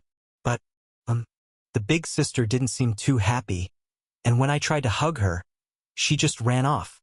Saying this, as if recalling something she couldn't understand, Melanie blinked her bright eyes and, puzzled, pinched her small skirt. She said something like, she doesn't like kids because once kids get familiar, they tend to think of others as their mother, and then they just forget her. Bro, I didn't really understand what the big sister meant. Why would we forget her once we get used to her? Hiss, it's getting a bit cold. When dawn just began to break, the diligent worker Leon got up, yawning as he walked on his way to work. After being hit by a gust of the chilly autumn wind, his mind cleared a bit. Leon instinctively shrank his neck, wrapped Anna's knitted scarf around once more, and involuntarily thought of last night's events. Melanie had asked a question he ultimately didn't answer directly, choosing instead to muddle through with something vague like, "You'll understand when you're older," just barely managing to get by. Even if he had explained it to Melanie, who was only a few years old, she might not have understood. However, the less ordinary people knew about the Purification Bureau and anomalous objects, those otherworldly matters, the less likely they were to encounter them. So it was naturally best to keep it hidden. Though Melanie's question ended there, it didn't seem entirely meaningless. At least it answered a small question Leon had: what exactly had the director lost? According to the intelligence provided by the materialist soul, someone possessing the anomalous object known as love without memory would inevitably lose one of parental love, filial love, or spousal love. Now it seemed that she had lost the love from her children, yet from her behavior yesterday, she appeared to be very fond of kids. After all, his own place in Veteran Lane, though not a slum, wasn't in a great location either. Surrounding it were noisy, messy companies and a prison housing many felons. The population was already low, and children were even fewer, naturally resulting in no candy shops. So the kind of milk candy, wrapped in colorful paper, that she bought for Melanie had to be purchased from a department store 4 or 5 streets away. If she was willing to walk that far to buy candy for 2 kids she'd just met, she naturally wouldn't be someone who disliked children. For someone who especially loved kids, it was one thing to not have her own. If she did have a child and that child constantly forgot her, that might truly be rather cruel. After shaking his head somewhat sympathetically, Leon was just about to quicken his pace toward the Purification Bureau, then take the black goat to visit the nurse suspected of having anomalous powers, but he was stopped in his tracks by a sweet, syrupy aroma. A pushcart loaded with stools and a table, a massive tin hot water boiler with a copper faucet, a charcoal stove red with firelight, a few sets of sawnwood tables and stools. Amidst the coffee aroma filling his nostrils appeared a small space warmly cocooned by old canvas, free from the autumn wind's intrusions, radiating a cozy warmth that caught his eye. Coffee stall, huh? Looking at the warm little stall appearing particularly alluring on this gray, cold morning, Leon couldn't help but pause in his tracks. After hesitating repeatedly, he finally succumbed to that tempting sweetness, hunched down, walked into the tented area, and picked a table towards the back to sit down. "Boss? A cup of coffee? 2 slices of thin bread." "Got it." The owner took out a handleless cup, deftly shook in some coffee powder, wrapped his hand in a cloth, turned on the steaming copper faucet to pour hot water, and with 3 fingers, gave the stir stick a few swirls. A steaming black liquid was quickly placed in front of Leon. "Sir, would you like butter with your 2 thin slices? I also have ham slices if you're interested. Just fried them before setting up the stall this morning. Still hot." How much extra for the ham slices? Is it expensive?" "Not expensive, not expensive, very affordable." After wiping his hands on a dark apron, the boss, who looked to be in his 50s, gave a hearty smile and held up a single dark finger. "Without ham, it's 1 copper wheel, with it altogether 2 copper wheels." 2 copper wheels? Charging an extra copper wheel for just 1 slice of ham? Why not rob instead? At the department store, a whole one isn't even up to a silver wheel. Rolling his eyes at the seemingly honest, yet actually shrewd coffee stall owner, Leon couldn't help but mutter, "Forget the ham, just butter the bread. Remember to spread it thickly." "Got it." Despite failing to upsell, the owner didn't show any disappointment. Instead, he kindly took out a loaf of long bread, sliced off 2 paper-thin pieces, and dabbed a brush smaller than one used for polishing shoes to slather some butter before tossing them onto the stone slab above the charcoal stove to toast. "This business you're running is just too damn stingy." Looking at the bread slices, thinner than those tossed into Lan X's beef noodle soup, Leon felt utterly duped, realizing he must have encountered a master at price gouging. But since he was already there, and unwilling to part with the stall's robust warmth, he ultimately voiced no objections, instead cradling the steaming coffee before gingerly sipping a small taste. *MMM. This is great. Felt like I came back to life. Asterisk. As his hands warmed up from the cup and his empty stomach was heated by the coffee, Leon couldn't help but squint his eyes in contentment, while the sly businessman presented the Lan X bread slices just in time. "Sir, your meal is served. 1 copper will please." Looking at the nearly transparent bread slices on the small plate, Leon, although obediently paid up in the end, couldn't help but feel somewhat unsatisfied and sarcastically quipped, "Boss, with your skill in slicing bread so deftly, you must be making quite a bit, right?" "Hee hee. It's all right, just barely enough to get by." There were probably quite a few customers like Leon who made sarcastic remarks. The boss wasn't offended by the mockery. Instead, he chuckled and pointed to the stove behind him, laughing as he said, "You see, my stove here burns only the best charcoal and is constantly being fueled to ensure that no matter when customers come, the coffee is always piping hot. The cost of charcoal is also quite an expense." That was true. But given how you sell a slice of ham for a copper wheel and the fact that your bread-cutting skills rival those of Chef Lan X, you probably make back the extra cost spent on the charcoal many times over. There's no way you're not profiting. To be honest with you, early risers heading to work in the municipal area like yourself really don't care much about the little savings but the genuine warmth. The boss seemed to want to develop Leon into a regular customer. Seeing Leon didn't seem to care much for his words, the boss then reached out and pointed across the street, patiently explaining, "My coffee may not be sweet enough or strong enough, but the temperature is absolutely the best, and the flames are burning the hottest, keeping the warmth even outside the tent. Even to ensure you don't burn your hands while warming them, I use thick ceramic cups instead of thin iron cups that you'd have to put down immediately because of the heat. No matter how you come, you will leave warmed inside and out. Otherwise, look over there, with so many stalls around, why do you think mine is the busiest? It's because what I'm selling is not just a cup of coffee, but a piece of warmth on the cold morning. Wouldn't you agree this is the reason? Oh, by the way, please don't spread what I've told you around." The boss, wearing a simple smile, suddenly realized he might have divulged too many trade secrets. He quickly waved his hands, his expression bashful, and said, "This little coffee stall, I plan to pass it on to my daughter in the future. No matter how she's doing outside, she'll have a livelihood when she comes home. If others learn all these little tricks, she might be in trouble." "I don't believe you at all. Someone as shrewd as you wouldn't just spill everything to someone like that. Leaving everything else aside, your coffee isn't sweet at all. But I came here following the sweet aroma.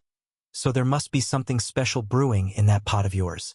If I really followed your method, I'd lose money until I was naked. SK. But speaking of which, although you skimp on prices like crazy, you've put so much thought into it, so you do deserve the money you make." Feeling impressed by the coffee stall boss's business acumen that emphasized added value, Leon couldn't help but sincerely give him a thumbs up. He quickly finished his bread, polished off his coffee, and then got up, hurrying off toward the direction of the Purification Bureau. Not long after he left, a baby-faced girl in a business suit followed the sweet aroma down the street and found her way there. When she saw the honest-looking coffee stall boss, her big, bright eyes lit up, and she quickly pattered over, grabbing the boss's arm and complaining, "Dad, you just got better, why are you sneaking out to sell again? Mom got really mad when she found out." "Humph. What's to get mad about with me selling from a stall?" Hearing the baby-faced girl's words, the previously kind and simple boss turned into a stubborn old man. His nose wrinkled in defiance as he retorted, "What? You don't like my little stall either? Let me tell you, if we hadn't relied on this little coffee stall back then, our family of 3 would have starved to death, and we wouldn't have what we have today. Oh my! No one is looking down on your little stall. But do you have to sell today?" Looking helplessly at her dad, who suddenly started acting petty, the baby-faced girl said, "Our family's gas company has a pipeline leak and just paid out a big settlement. Now the water company is having issues too, and it's all trouble. Mom's mad because you're still running around at this time instead of dealing with the company's issues, and you even went out to sell in the early morning. What's there to deal with? Earn what you should, lose what you should. Why overthink it? And why should you control me coming out to sell for just 2 hours a day? Can't the company run without me being there? Upon hearing this, the coffee stall boss got even more irritated, his eyebrows furrowing as he replied, "Besides, I always said these municipal projects were something we shouldn't get involved in. Although it's quick and steady money, bringing in a big chunk every year, the problem is that the decision-making power isn't in our hands. In the end, we can suggest but not decide. Is that feasible? I've known from the start that, with the way that Bunch does things, it was bound to go wrong someday. We'd be better off sticking to our own department store business. Sure, the risks are higher and the profits thinner, but at least we can oversee it ourselves, and it's easier to resolve issues when they arise. But your mom was stubborn. She insists that with our family's reputation, people would hold back a bit. But she's hell-bent on delving deeper, and I couldn't pull her back. And what happened? That bunch of bastards, to save some filtration cost, poured sewage from the damn sewage river directly into the public water pipes, causing diarrhea medicine to sell out across the capital city. As if they have any shame at all.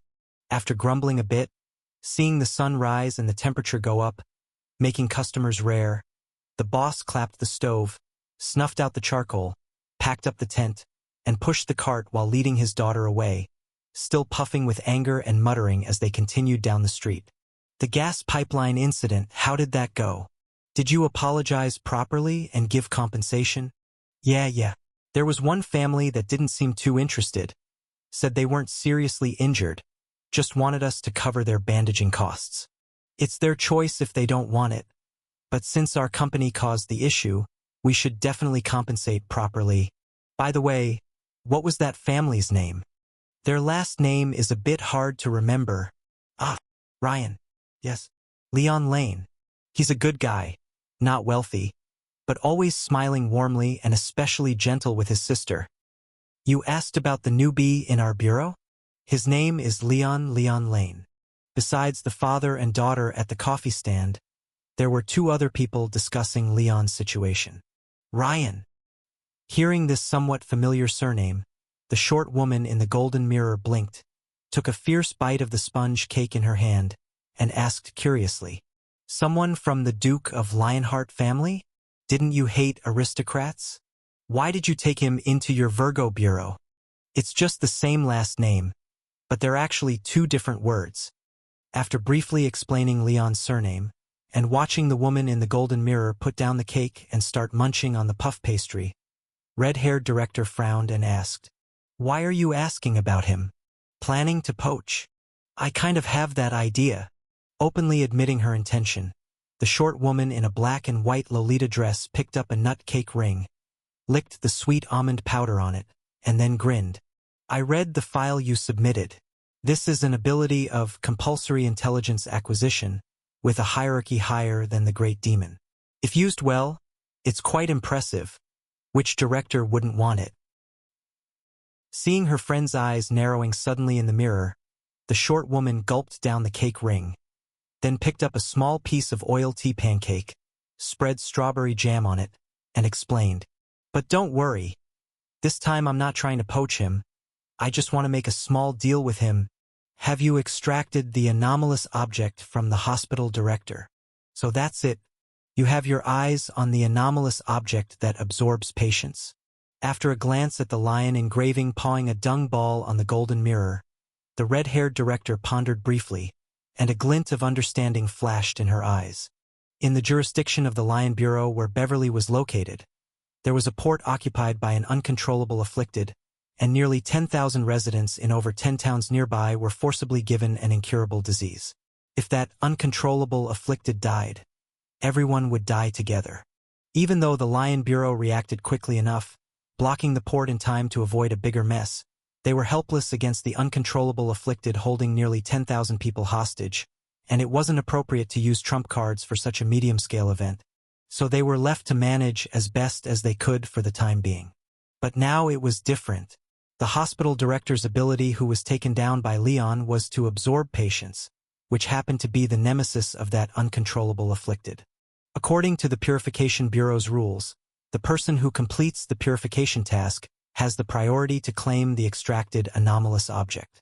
So she suddenly contacted her today through the celestial globe mirror, not to catch up with an old friend, but to give her a heads up and let Leon not compete with her for this anomalous object, staring at her best friend, who had started eating cheese pudding again in the golden mirror.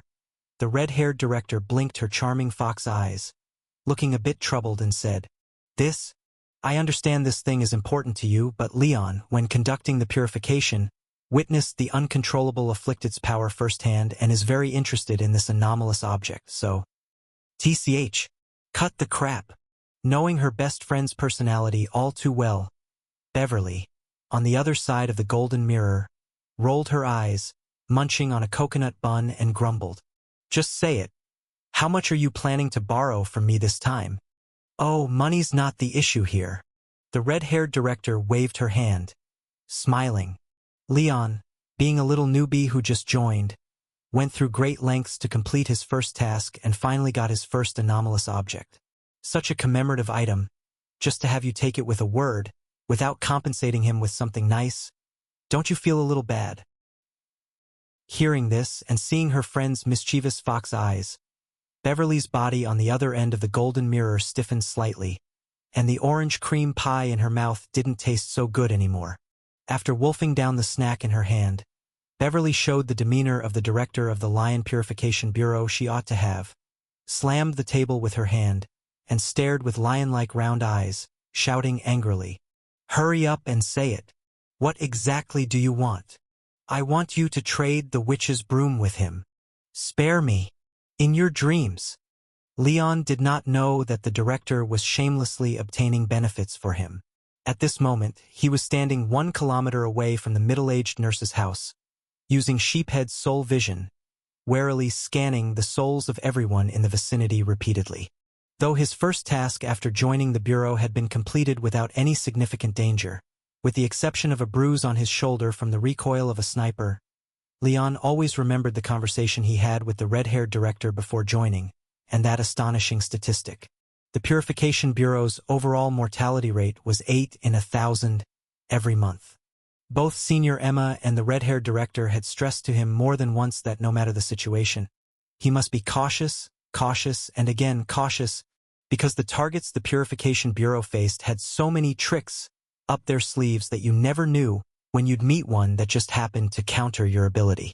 Even in the hospital, despite Senior Emma's undying body, she had almost failed, with most of her body swallowed into the hospital's slab.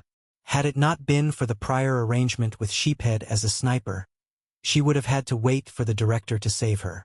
What was even more terrifying was that this incident occurred just 3 streets away from the Purification Bureau. If Senior Emma had a mishap, the director could still come to her rescue. But what if it happened in a remote, deserted forest? Or if the Red Brick Road Hospital could move and its position was difficult to determine? Even with the undying body, she might not die, but she could still be trapped for months, years, or even in a constant state of absorption, awake but unable to move, confined within a concrete slab. Asterisk, a fate far more painful than death. Asterisk. He took a deep breath and warned himself once again to be cautious, and more cautious. After recalling the previous mission, Leon couldn't help but take 2 deep breaths, repeatedly cautioning himself that even if a situation seemed to have no danger, as long as it might involve any abnormal matters, he must remain vigilant. Asterisk, though he had a unique badge add-on and was destined to keep growing in the future, if it came to survival capabilities alone, he wasn't even worthy to carry Senior Emma's shoes. But if she, with her undying body, could fail, why shouldn't he be doubly cautious? Asterisk. After repeatedly confirming the soul states of everyone nearby, especially the family of the middle-aged nurse, and confirming that their emotions were relatively stable and showed no signs of abnormalities, Leon stuffed the grumbling Sheephead into a shopping bag and quickly walked toward the street where the middle-aged nurse's family lived. Showing the Purification Bureau's credentials to the apartment manager, indicating that he was a public official investigating the hospital director's corruption case, Leon, thanks to the credentials identical in format to the police department's, easily gained the manager's trust. The old lady manager even put down the unfinished knitting she was working on to personally lead him upstairs. "Officer, the whole Hanna family are good people. Although she works at Red Brick Road Hospital, she is nothing like that money-grabbing director. Please don't wrongly accuse the good people. The apartment manager, who was probably in her 60s, with a head full of dense white curly hair, talked continuously while slowly leading Leon up the stairs. 20 years ago, she was a little girl and already working at that hospital as a nurse. She has always been diligent and never made mistakes. When my husband broke his leg and was in the hospital for half a month, she took such good care of him, better than our own daughter. The only problem she has is that she's too straightforward. By her seniority, she could have become the head nurse 10 years ago, but the head nurse has to manage the drug records. Because she didn't want to collude with those people to falsify them. Every time there was a promotion, it wasn't her turn. After talking endlessly about all sorts of things, the manager quietly passed by the 6th floor where the middle-aged nurse's house was, leading Leon to another empty unit on the 6th floor. Eyeing his expression, she cautiously asked, "By the way, officer, are you here to find Hannah to testify against those people conning patients like us? Or are you taking her for questioning?" It looks like if I said I was here to arrest her, you would have casually found an empty unit on the 6th floor, banged on the door for a while, and then told me she wasn't home, right? With a speechless expression, Leon stood on the 5th floor and couldn't help but remind her, "Ma'am, her house should be on the 5th floor, right? Did you go up one more floor than needed?" "Ah? Oh, I'm getting old. My memory's not too good." Haha. The manager's mental fortitude was pretty good. Even when exposed, she didn't panic but slowly moved back down the stairs. However, she still didn't lead Leon to the middle-aged nurse's house, but rather toward another empty unit to the left of the stairs. No, I already know her house is on the 5th floor, and you're still trying to lead me somewhere else? That's a bit too much, isn't it? TCH. This persistent guy probably investigated everything before he came. Seeing that Leon wasn't falling for it, merely standing at Hannah's door waiting for her, the manager let out a frustrated sigh and returned, sulking.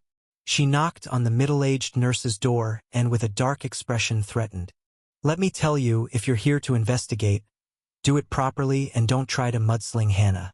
The dirty business at the hospital has nothing to do with her. And if that kid Hannah comes back with even a scratch or something is wrong with her state, I'll definitely testify against you all for illegal interrogation." Under the manager's watchful eyes, the door to the middle-aged nurse's house creaked open, revealing a weary-looking middle-aged man. Seeing the unfamiliar face of Leon, the bookish middle-aged man adjusted the glasses on his nose and said, somewhat surprised, "Excuse me? Who are you looking for?" "I'm looking for your wife, Mrs. Hannah." Raising his voice suddenly to drown out the manager, Leon took the initiative to explain, "My name is Leon. Your wife was the nurse in the room where my sister was. I'm not sure if she mentioned me to you."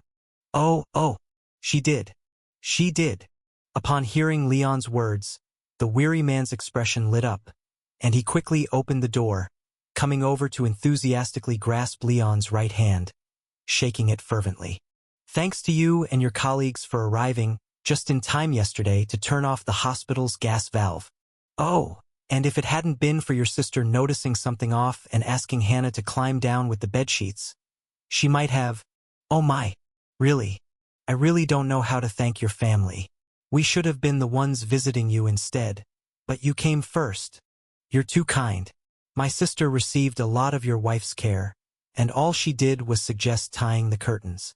It's thanks to your wife they were unscathed in the end." No, it was your sister." "Oh?" Watching the two men at the door shaking hands vigorously, repeatedly thanking each other's family, the atmosphere notably harmonious, the manager, who had been closely observing, became utterly flabbergasted. Wait a minute, let me sort this out. Oh, my goodness. So you're Hannah's savior's brother. I misunderstood you."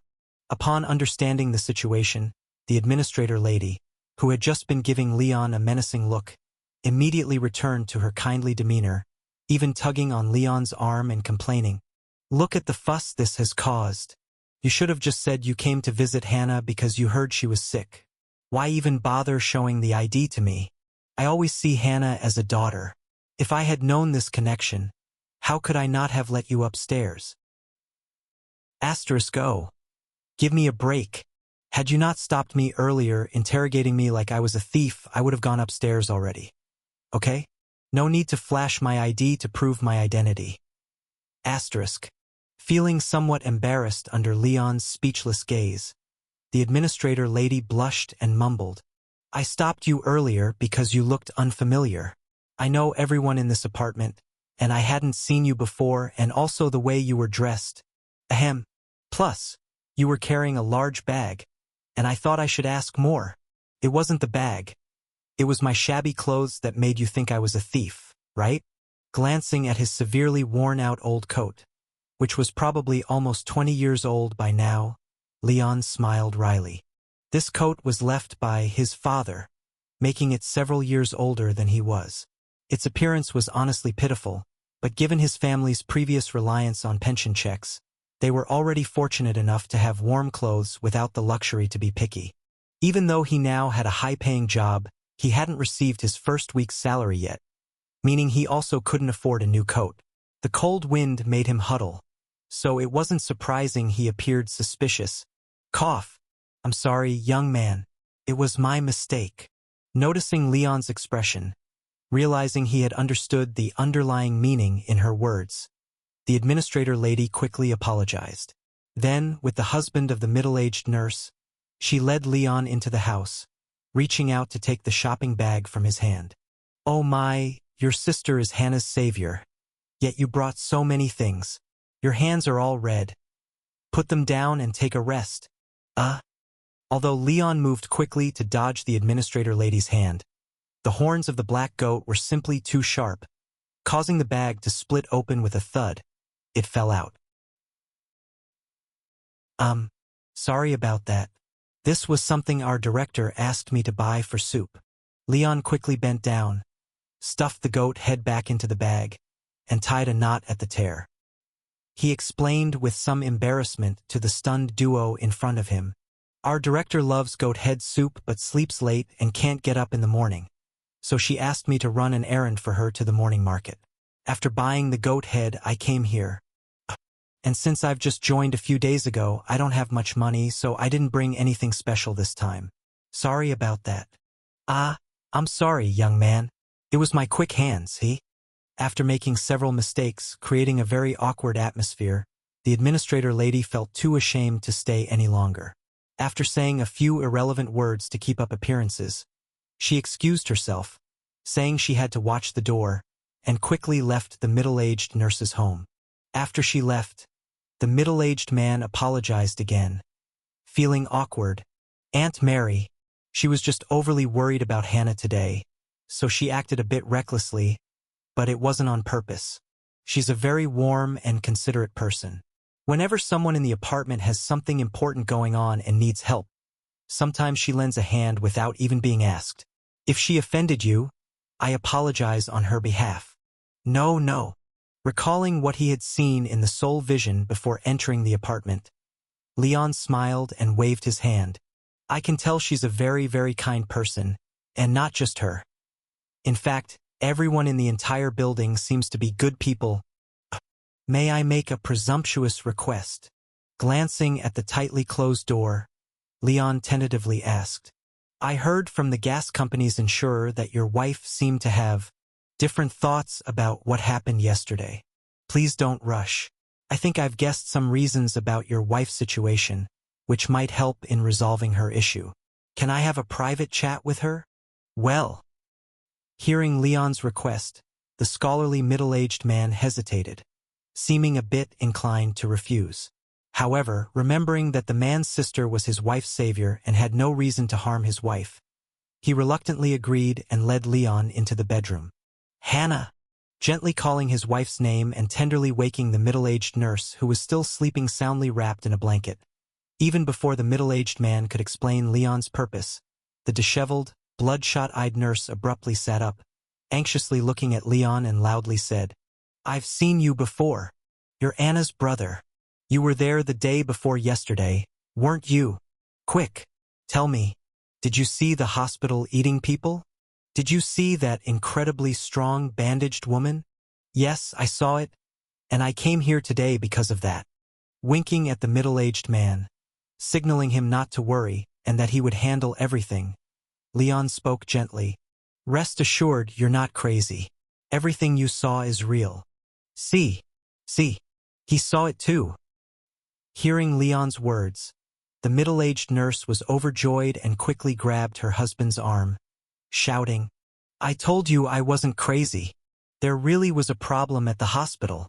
A woman wrapped in bandages really exists. Watching his wife suddenly become exhilarated, the middle-aged man looked at Leon, who had given a definitive answer, his lips moving slightly, face full of hesitations. After taking some calming potion, barely awake for the past 2 days, his wife still claimed she saw the bandaged woman. But amid the insistence of others, she seemed to slightly doubt her own perception, appearing to improve. But now, this unexpected savior affirmed her imagination so firmly. Wouldn't this worsen her condition? Never mind. Please feel free to stay and listen. Seeing the middle-aged man's expression, Leon realized he likely wouldn't feel comfortable leaving them. So, Leon shook his head, giving up on asking him to leave, and instead turned to grab the doorknob, closing the bedroom door.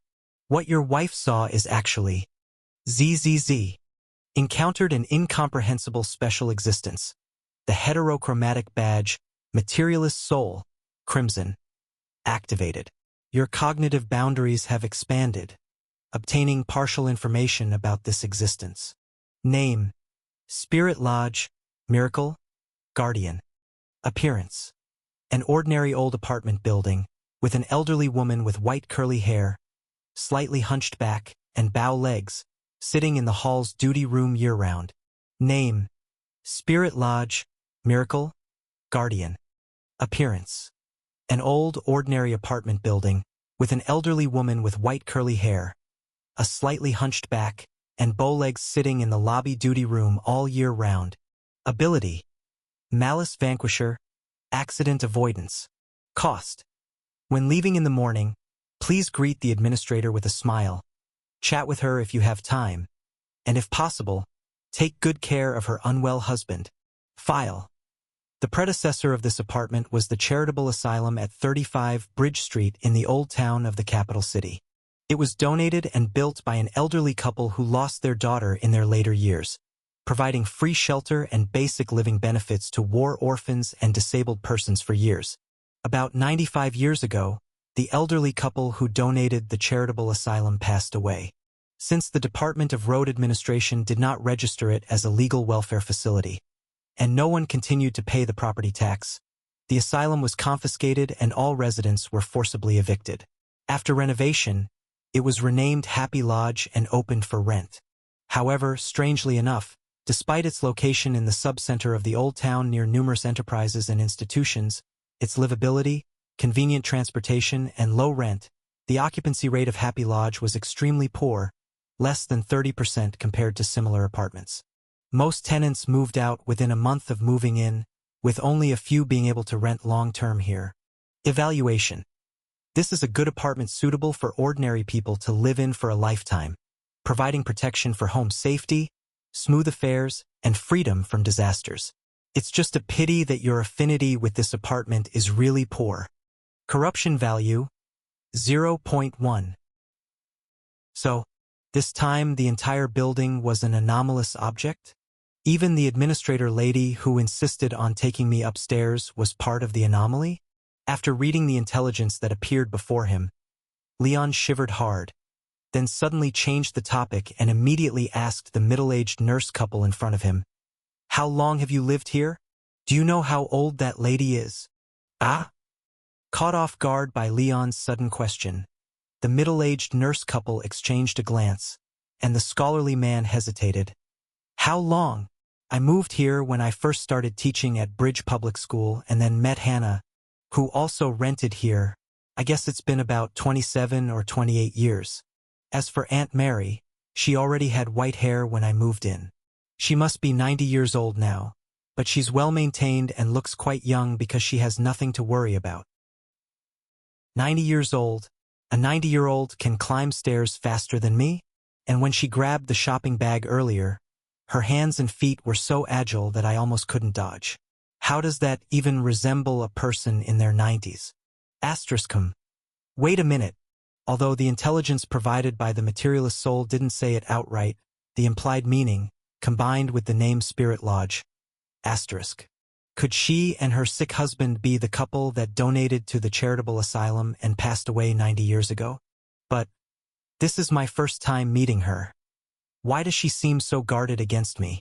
With this question in mind, Leon's brain quickly started to turn, and when he saw the poor affinity evaluation, he suddenly realized something.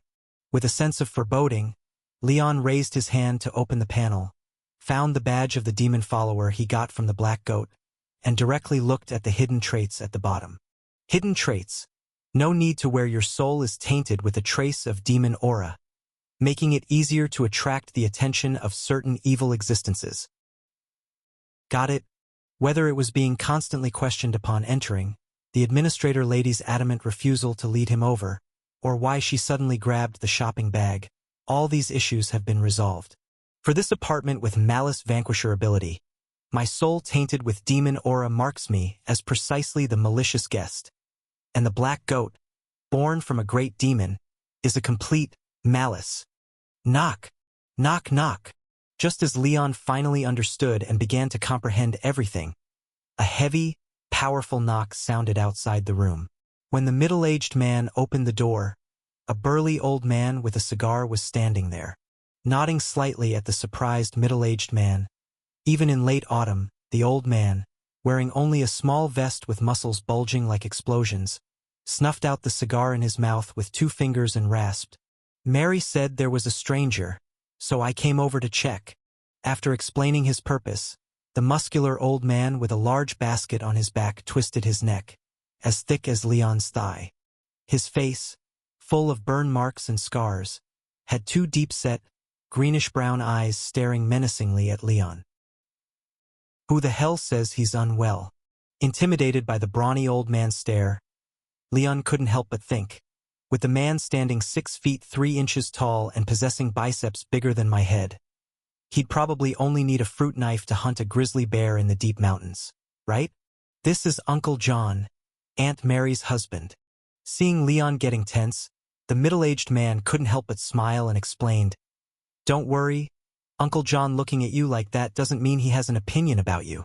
He was a Marine when he was younger. His face was burnt by muzzle flash while fighting pirates, which left some injuries, so the muscles on his face are a little stiff and can't show much expression. Usually, he's responsible for cleaning the apartment, removing weeds, fixing water and gas pipes, and he's meticulous and doesn't charge. In summer, he even likes to catch butterflies for the kids in the building. So don't be fooled by how fierce Uncle John looks. He's actually a kind person. Asterisk, he's kind? Why don't I feel that way? Asterisk. Looking at the intimidating old man staring at him, Leon's throat bobbed up and down as he swallowed subconsciously, and the middle finger of his right hand holding the shopping bag quietly reached out to tap the black goat's horn. Fierce. Flames. Blazing. High. Seeing in the soul vision the dark red flames, almost filling the entire hallway, and the intense killing intent within them colder than Arctic ice, Leon felt a chill on his back, quietly stepped back 2 steps, and stood obediently behind the middle-aged couple. Kind my ass. If you both weren't here, he'd probably lean back toward the basket behind him in the next second, pull out a pair of gardening shears over a meter long, and rush over to snip, turning me from Leon into Lon. Uncle John. This is Leon, the brother of the girl who saved Hannah's life. Noticing the stout old man's odd demeanor, as if harboring an inexplicable hostility towards Leon, the cultured middle-aged man promptly explained, "Do you know about the pipeline explosion at the hospital the day before yesterday? It was him who risked closing the valve, saving hundreds of lives." Oh! Hearing about Leon's heroic act, the stout old man's stiff, emotionless face finally revealed something that could be called emotion. He slightly twisted the corners of his muscle-torqued mouth, revealing a smile that was more menacing than kind.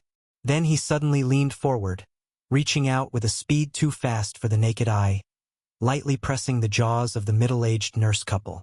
Caught off guard by the sudden attack from a familiar face, the couple didn't even utter a groan before rolling their eyes and fainting on the spot. Before the stout old man could knock the couple unconscious, Leon had already reached out both hands, bracing against their backs and pushing their unconscious bodies towards him, then turned around without hesitation and ran, dashing into the inner room where the middle-aged nurse slept. TSK. Seeing Leon's actions, the stout old man, who was about to pull out his giant scissors, couldn't help but click his tongue in displeasure. He then caught the couple one in each hand before they hit the ground, gently laying them on the carpet. After handling the unconscious couple, the cigar at the corner of the stout old man's mouth self-ignited without wind. He reached behind him and retrieved a pair of terrifyingly large gardening scissors, dragging them while walking limply towards the inner room with a deadpan face. It's really so hard to find an innately kind anomalous object, only to end up being hunted by it because my soul is tainted with demon aura. Am I just unlucky or what? Hearing the spine-chilling scrape of the metal scissors against the floor, Leon, who had run into the inner room, darkened his expression, no longer caring whether he would damage the middle-aged nurse's home, and kicked the security latch on the window with full force. Squeak! With the piercing creak of metal deforming, Leon forcefully removed the security latch, opened the window, and was about to flip out, eager to distance himself from the stout old man who clearly seemed combat-capable. However, at that moment, his head spun slightly, and he heard the leisurely warning from the black goat by his ear. "Kid, I'd advise you not to jump." Leon was momentarily taken aback by the words. Why not jump? That stout old man with the scissors was about to enter. If he didn't hurry and jump out the window, should he stay and have some PK battle in the capital with him? Even if the leg is crippled, that build. Wait a minute. In a flash of thought, Leon quickly reached into the shopping bag, rubbed the goat head, and was shocked to discover that somehow the stout old man's soul, oozing with murderous intent, had already slipped through the floor like a fish and was slowly moving directly below him. If he climbed out the window and descended using the security grill bit by bit, he might get caught directly between the second and third floors by the scissor-wielding man. Cunning. This old man is too cunning. Suppressing the urge to curse out loud, Leon hurriedly returned to the inner room, stepping over the unconscious middle-aged nurse couple and stormed out the door. Not sparing a thought for injuring his knee, he descended 5 or 6 steps in a single leap, making it half a flight in 2 strides, racing downstairs with the fastest speed of his life like a madman. It seemed the stout old man's soul, visible in the soul vision, paused slightly upon noticing that Leon hadn't jumped out the window and then started languidly heading toward the stairway. Hurry up, or he'll catch up. Hearing the black goat's gleeful warning, Leon's heart tightened, realizing his speed wasn't fast enough. He gritted his teeth and attempted to grab onto the stair handrails at the turns to execute quicker pivots between flights. However, though the apartment was well built, it had been some years. Occasionally, the wooden handrails would have splinters sticking out, instantly slicing into Leon's hands, leaving them blood-soaked all over. Furthermore, maintaining bodily control while racing downstairs at such high speed was difficult. If he released just a tad late, his arm would be harshly yanked by his body weight, resulting in varying degrees of strain injuries. Nonetheless, all these pains were drowned out by the clicking sounds of the opening and closing giant scissors. Fueled by surging adrenaline, Leon darted through the stairwell as though flying. In a matter of breaths, he managed to outdistance the relentless stout old man, racing from the 5th floor to the ground floor. Damn! Finally escaped. Seeing the wide-open door 5 steps ahead, with the bright sunlight outside, Leon, his heart pounding with fear, staggered out. But just then, his foot caught on something, and he completely lost his balance, uncontrollably pitching forward. Is this a ball of yarn? The yarn the caretaker lady uses for knitting? Upon identifying the object tangled around his foot, Leon was momentarily startled and was about to untangle it when he heard the black goat's sigh in his head. Farewell, kid. I'll miss you. Asterisk, what the hell are you talking about? Asterisk. Realizing something was wrong, Leon jerked his head up, and his heart nearly leapt out of his throat.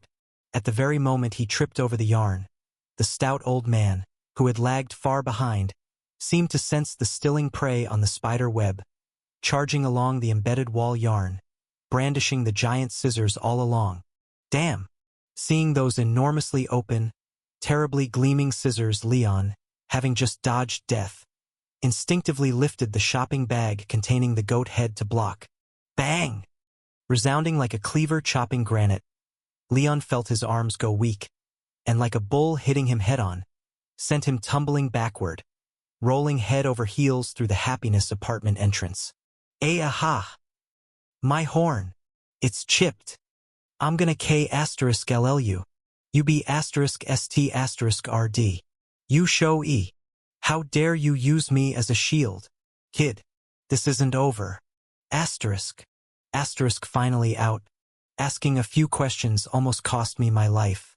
The Purification Bureau's work truly is inhumane. Asterisk. Amid the black goat's beeping word-filled cursing, Leon, aching all over, lifted his head with effort, peering into happiness apartment. Seeing the stout old man standing at the entrance, scissors in hand but not pursuing, Leon finally relaxed.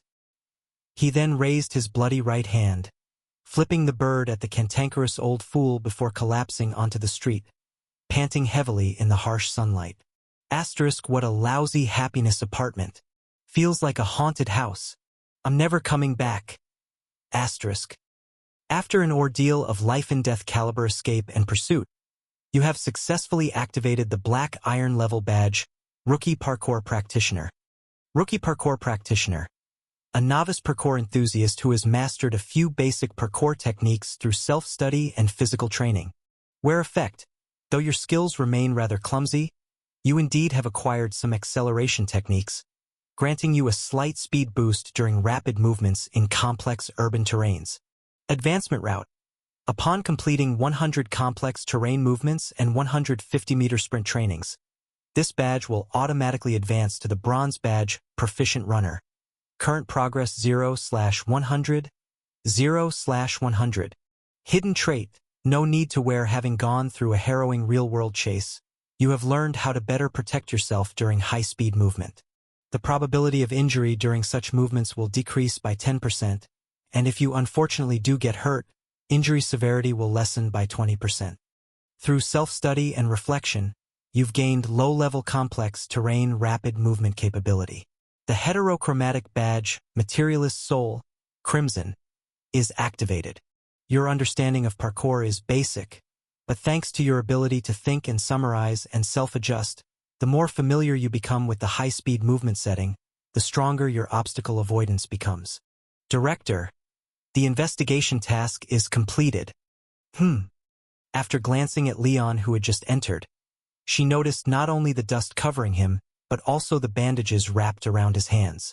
The red-haired director, who was sipping plain water, couldn't help but be slightly taken aback and curiously said, "This task was just to survey the situation, and you have the ability to peek at others' soul states ahead of time. How did it turn out like this? Was that anomalous object dangerous?" The anomalous object wasn't dangerous. It was actually pretty good. The problem was it didn't really get along with me. After briefly explaining his encounter, Leon looked at the red-haired woman, whose eyes were filled with laughter, and hesitated for a moment before finally speaking. "Director, can I ask you something?" Upon hearing this, the red-haired woman's smile suddenly faded. She cautiously pressed her flat wallet. "Leon, it's not that I'm stingy. As the director of the Virgo Bureau, although my salary is slightly higher than yours, my daily expenses are quite substantial, so, you misunderstood. I'm not asking to borrow money. I'm genuinely trying to ask you a question." Blinking somewhat speechlessly, Leon recalled the files he had seen and deeply furrowed his brows as he said, "Director, before reporting to you, I went to the archive department next door at the Department of Road Administration. I applied to review their records from over 90 years ago and found the happiness apartment which is related to today's anomalous object file. The charitable asylum donated by that old couple housed over 300 orphans and people with disabilities at its peak. Except for getting a bit of discount on water fees from the hydraulic company due to the large number of water users, they received no help from the kingdom. They basically maintained the asylum's expenses with their savings. Later, when the old lady fell seriously ill and found she might not last much longer, she applied to the Department of Road Administration over 30 times to convert the asylum into a legal municipal facility and continue operating it with her assets, hoping to keep it running at least until the people inside passed away before taking it back and shutting it down. But she never succeeded. After briefly explaining the situation, Leon took a deep breath and then clenched his fist, saying, "I've been thinking on the way here, this clearly seemed mutually beneficial, so why couldn't they get approvals? Those who were unable to work could barely survive on the old couple's assets while the Department of Road Administration wouldn't have to contribute anything extra. They didn't need to allocate additional funds or personnel for management. But why did the person responsible for approvals back then rather watch those orphans and disabled people be kicked out, dying of starvation and cold at the doorstep of what was once their home under the Happiness Apartment sign, than approve her application? You're wrong. The Department of Road Administration had a lot to lose." Hearing Leon's question, the red-haired woman slightly closed her eyes and then calmly asked, "Let's assume you were responsible for that back then. I ask you, why did the kingdom have its own charitable asylum yet yours didn't take these people in? Instead, they were sheltered by a citizen-built asylum? What exactly was your day-to-day work like? And if you did take over this asylum, even without needing to assign people for daily management, there must still be a responsible caretaker. In case of fire or other incidents causing casualties, would you be willing to bear the liability? If the fire was caused by the people in the asylum, could you accept being dismissed due to management negligence? Lastly, taking over a citizen-donated asylum wouldn't count as an achievement, and once it becomes a legally recognized municipal facility, if it can't sustain itself due to lack of income and eventually collapses, the caretaker would certainly be held accountable. This is something without any benefits, instead bearing a lot of trouble, almost certainly leaving blemishes on its record. How could anyone want to take it on?" "How true that is," sigh, watching the young man before her, silently struck by her words, his expression growing grimmer. The red-haired director inwardly sighed. Staring into his eyes, she sternly reminded him, "Leon, I understand you can't stand these things, but do not forget, our work at the Purification Bureau is merely to keep abnormals out of ordinary people's lives. The rest is not ours to meddle with. According to agreements between the Purification Bureau and the various kingdoms, unless involving anomalous objects, never are we allowed to use non-human powers for interference. This is both the survival rule for the Purification Bureau and the bottom line tolerable by the kingdoms. So hear me well. Never, ever cross that line.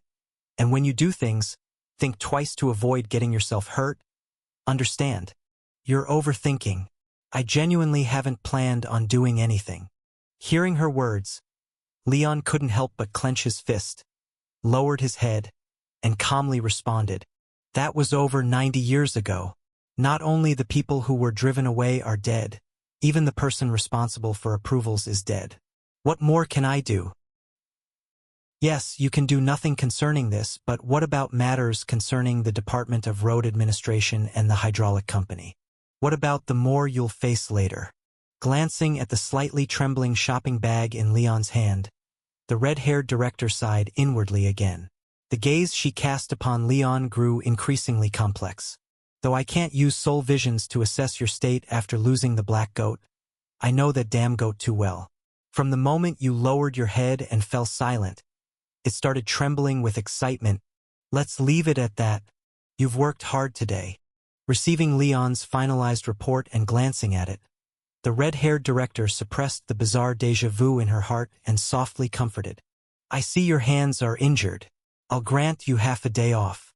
Go home and rest well. Rest assured, I won't force you to turn a blind eye to those matters. And I won't stop you from investigating issues with the hydraulic company. I've even procured a protective anomalous object for you, which I'll send over tomorrow, so you can safely retreat should trouble arise. But above all, remember that when you decide to take action, you must find an appropriate justification to intervene, like this time with the hydraulic company. You absolutely cannot casually use abnormal powers to influence ordinary people. That's both mine and the Purification Bureau's bottom line. Got it. I'll remember. Looking at Leon's still not-so-good expression, the red-haired director couldn't help but rub her temple and continued advising. Leon, I know you're someone with strong moral values and a solid sense of justice. I don't dislike your character. In fact, I deeply admire how you've managed to hold onto your principles through hard times. But you need to understand, even though we have abilities beyond the ordinary, we're still part of the human community. We cannot exist independently of it and must abide by some basic societal rules. Even if you were a king of some kingdom or the director of the Purification Bureau, you couldn't make everything go your way or control all that you disdain. I know these words might be hard to hear, but I hope you'll think them over. I will. Sorry for bothering you today. After bidding farewell to the red-haired director who repeatedly admonished him, Leon slowly returned to his own office. Fixing his gaze on another shopping bag left on the table, his mind kept replaying the director's evaluation of him. Is my moral compass truly that noble? Is my sense of justice truly that strong? Are my values truly that unyielding? The compensation for dependence of martyrs swallowed up by him, the alchemical factory causing Anna's lung disease but refusing to pay, the hundreds of patients lying in hospital hallways after drinking the contaminated water provided by the hydraulic company, and those mercilessly expelled from the charitable asylum, dying despairingly in the cold winter of 94 years ago, too insignificant to even have their names recorded. While it feels oddly shameful to voice these thoughts, I genuinely wish to know, is the problem with me or this damned world? Let's go. After standing in front of his desk for a moment, Leon picked up the shopping bag filled with gray cigarette boxes, gently touched the black goat's horn damaged by scissors, and whispered, "Let's find a secluded spot. I'll treat you to a smoke." Friend of demons, Silver, after 10 extremely evil sacrifices, continuously offering tributes full of human hatred and blood, the ambition buried deep within your soul has luckily won the deep affection of a high-ranking demon. Wearing effect greatly increases affinity with anomalous objects marked with corruption, while reducing usage cost and significantly enhancing the effect. Advancement route. Continue the agreed-upon evil sacrifices until the demon's incarnation fully revives. At that point, this badge will automatically advance to the golden badge, I am the demon. Additionally, offering a human soul burdened with sin will increase the demon's revival speed by a corresponding degree. The current revival value is at 5%. Hidden traits. No need to wear the prolonged companionship has tainted your soul with the evil aura of the demon, making you more likely to attract the attention of certain malevolent existences. Your contamination value has increased. Current contamination value 0.4. Contamination value. Staring at the strange value appearing again.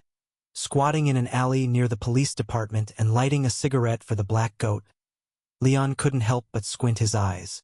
He had asked the black goat privately, but it seemed that the Purification Bureau did not have any mention of the contamination value, so the significance of this data could only be deduced by himself. And if he remembered correctly, this thing called the contamination value had appeared a total of 4 times so far. The first time was when he touched the black goat, and through the effect of materialist soul, he learned its contamination value was 0.1. The second time was when he gained the black goat's approval and obtained its usage rights. His own contamination value was raised to 0.1. The third time was upon learning the intelligence of the red-haired director's love without memory. He discovered that its contamination value was 7. The fourth time was after touching the doorknob of Happiness Apartment. He learned from the message that appeared that Spirit Lodge's contamination value was also 0.1. So, currently, it could basically be confirmed that having a contamination value should be a unique trait of anomalous objects. Moreover, from the fact that his contamination value increased after the black goat began to revive, it seemed that after obtaining the usage rights of an anomalous object, the user's contamination value would increase by the same amount. Thinking of this, Leon couldn't help but reach out and rub the black goat's head twice. Name: Demon's Antlers. Corruption. Knowledge. Whisper. In revival. Appearance. Contamination value: 0.4. Sure enough, the value was the same as his own. Looking at the black goat's contamination value, which had become 0.4, a glint of understanding flashed across Leon's eyes as he inferred why the middle-aged nurse hadn't had her memory erased by the brain of the evil god. According to Spirit Lodge's usage cost, the tenants who would greet the administrator granny used this anomalous object daily, so their own contamination values should all be at 0.1. And the method by which the Purification Bureau's brain of the evil god distinguished between ordinary people and Purification Bureau employees should be by checking for a contamination value on them, so they weren't subjected to memory processing as related personnel. If his guess was correct, this should be the truth understood by the Purification Bureau. Anyone who had used an anomalous object would not have their memory erased by the brain of the evil god. Aside from this, there was another issue. What exactly did the amount of contamination value represent? And the most likely hypothesis at present was that it represented the strength of an anomalous object. With Demon's Antlers having the same strength as Spirit Lodge, both at 0.1, the black goat could withstand the old man's scissors, though its horn got a mark. And the director's love without memory, able to erase the memories of over 70,000 people in one go, was much stronger than these two, hence its contamination value was 7? I've encountered too few anomalous objects. The intelligence is not enough, but it seems I can find a way to try again.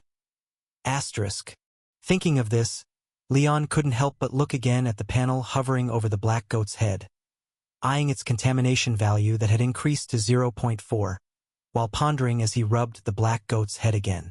If the contamination value really represented the object's strength, then 0.4 greater than 0.1, meaning the black goat's strength was now greater than Spirit Lodge. So, after becoming stronger, he could go back to Happiness Apartment, trying to have the black goat take the old man's scissors. If they weren't nicked this time. Why do you keep patting my head? Are you petting a dog? Unbeknownst to him that Leon was planning to experiment with him, and feeling displeased as he shook off Leon's wandering hands, the black goat, with a cigarette in its mouth, puffed out a ring of smoky darkness before squinting its eyes and saying comfortably, "Kid, seeing how generous you are, we'll let the knife thing slide. As long as you keep offering to me, we'll still be good partners in the future." After half-heartedly responding twice, and through a series of events, now more eager for power, Leon lit 7 or 8 cigarettes, stuffing them into the black goat's mouth, while probing, "I've observed closely, and the people in our department all have very unusual physiques. Senior Emma can make handprints on a metal cabinet, and the director drank over 100 bottles of strong liquor, looking only slightly flushed. Even Senior Harry, who was sent out again just after returning, could easily carry a box that I couldn't drag far with all my strength as if it was lighter than a cup of water." After sharing his observations, Leon stared intently at the black goat, not blinking as he asked, "If it were just 1 or 2 people, it might be due to the effect of anomalous objects, but for everyone in the Bureau to be this way, there must be a reason. So can you tell me what I need to do to have their kind of physical strength?" Sigh. "You observe quite keenly, but this can't be rushed." Taking a deep drag of the cigarette in its mouth, with smoke billowing from its ears, the black goat lazily replied, "Well, let me put it this way, after using my abilities for a while, do you ever feel completely exhausted, like you've been drained from spirit to body?" "Do I? Damn. Forgot this kid has an unusually high affinity with demons." Looking at Leon speechlessly, the black goat's thick lips moved twice, clamping the cigarette to the side, then said with a disgruntled look, "My ability isn't to observe souls, but to stir up the dark corners of people's hearts. You've been using me as a telescope and half a mind-reading tool. You haven't used me properly at all. Of course, you wouldn't feel any drain." "Oh. Anyway, every time you use anomalous objects, besides fulfilling its own rules, you must expend a certain amount of physical strength and willpower as a cost. The stronger the effect you exert, the more physical and willpower you'll need to expend. Let's say that guy named Harry in your bureau, his strongest anomalous object is an everlasting roll of tape, and that thing can bond physical objects, even conceptual things too. Conceptual things? Like what? Like souls, bonds, shattered beliefs. Anyway, you better be careful around him. If you suddenly develop a fondness for him one day, you're probably bonded by him. Quickly slap yourself awake. After advising Leon to be extremely careful of any love patches from male colleagues, the Black Goat continued, if he only wants to use tape to stick some physical objects, like a piece of train track missing a section or a stream cut off due to drought, with his physical strength, he could probably stick them together for several kilometers. But if it's conceptual sticking, doing it around 50 to 60 times might deplete his willpower first, and the stronger the willpower of the object being stuck, the more terrifying his consumption would be. Like last year, he tried to secure a suitable mission by using tape to stick that red-haired woman's trust in him, and it directly caused his mental breakdown. He lost control over his body and lay bedridden for over 3 months before he could get up. After explaining the tape's ability intelligence, the Black Goat concluded, in short, although the abilities of anomalous objects have limits, they're not completely fixed. Beyond the object's own power, the higher the cost your body and mind can bear, the stronger the effects the anomalous object can exhibit. For instance, take me for example. Even though I may seem weak now, if you can handle the cost and restore me, I could still provoke the desire for conflict in thousands at once, stirring up a small-scale war. Understand? I somewhat understand. Leon nodded thoughtfully, then questioned further with a slightly furrowed brow. But you still haven't answered my question, have you? I wasn't asking about the abilities of anomalous objects, but how I can possess physical qualities like other people. Didn't I say from the start? You can't rush this. The Black Goat squinted its eyes in pleasure as it took a deep drag from its cigarette and said, take on more tasks, collect more anomalous objects, and then use them frequently. You'll naturally be influenced and gradually transform from a human into something non-human. The stronger the anomaly, the faster your transformation rate will be. Take me as an example. Previously, my transformation speed was on par with that dilapidated apartment. Even if you used me for many years, you'd probably just be a bit healthier than the average person. But after you gave me so many good things, my transformation rate skyrocketed, estimated to be 3 or 4 times that of the happiness apartment. Plus, if you're willing to kill a few bastards and offer their sinful souls to me, the transformation speed could continue to rise. It might not take a year for you to reach the physical quality level of that tape-using Harry. What do you think? Are you interested in trying? Asterisk. This guy is always trying to coax me into the dark. Asterisk. Leon heard Black Goat's relentless persuasion and couldn't help but furrow his brows in mute disapproval, but before long, his eyes widened in realization. Asterisk. Wait a minute.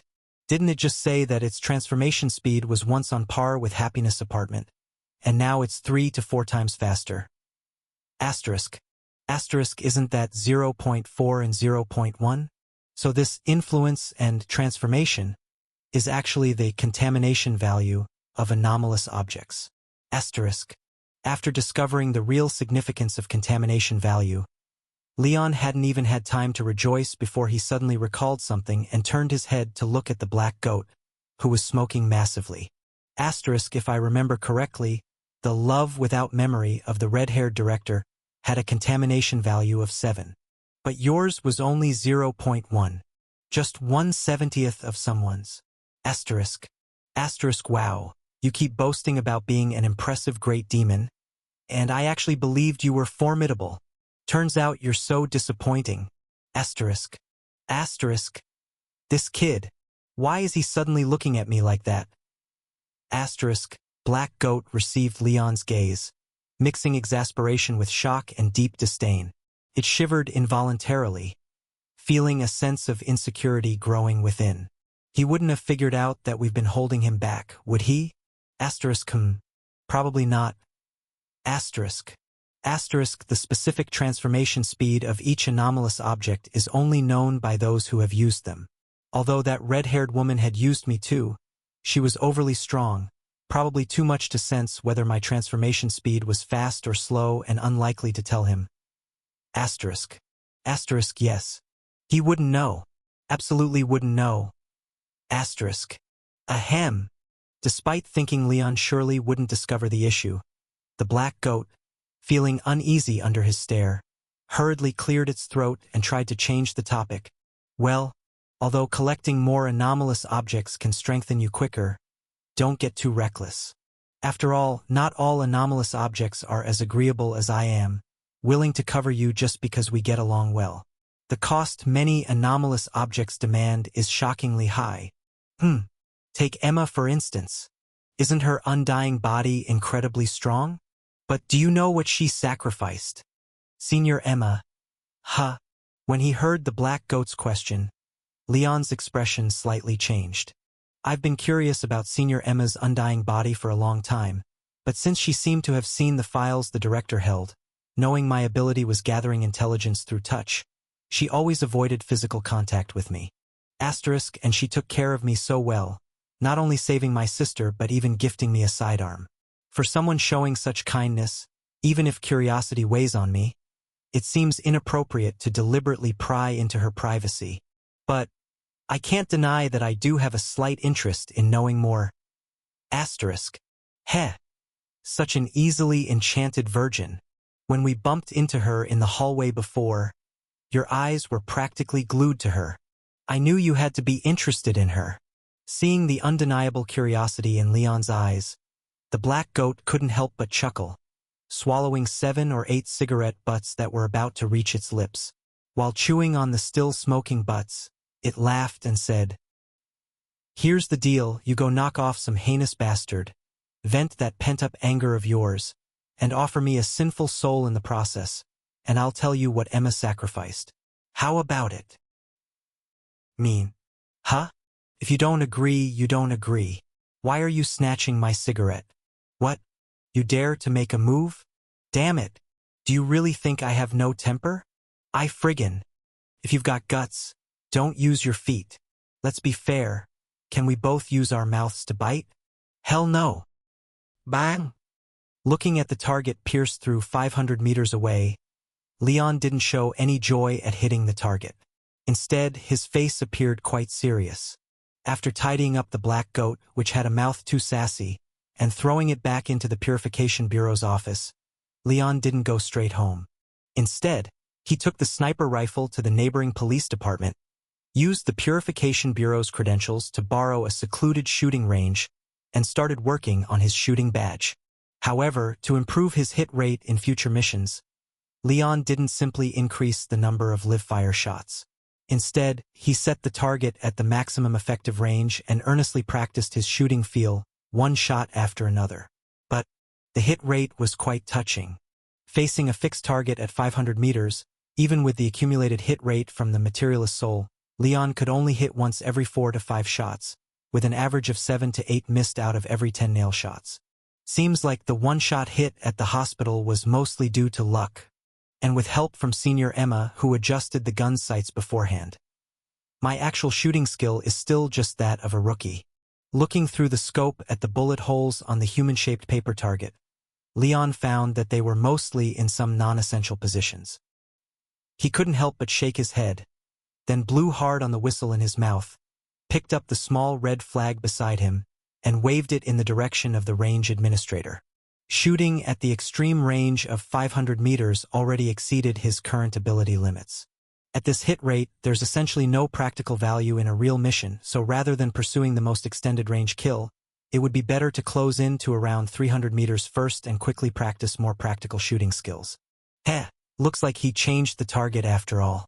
The administrator, who looked over at the sound of the whistle, saw the small red flag indicating 300 meters in Leon's hand and couldn't help but raise an eyebrow.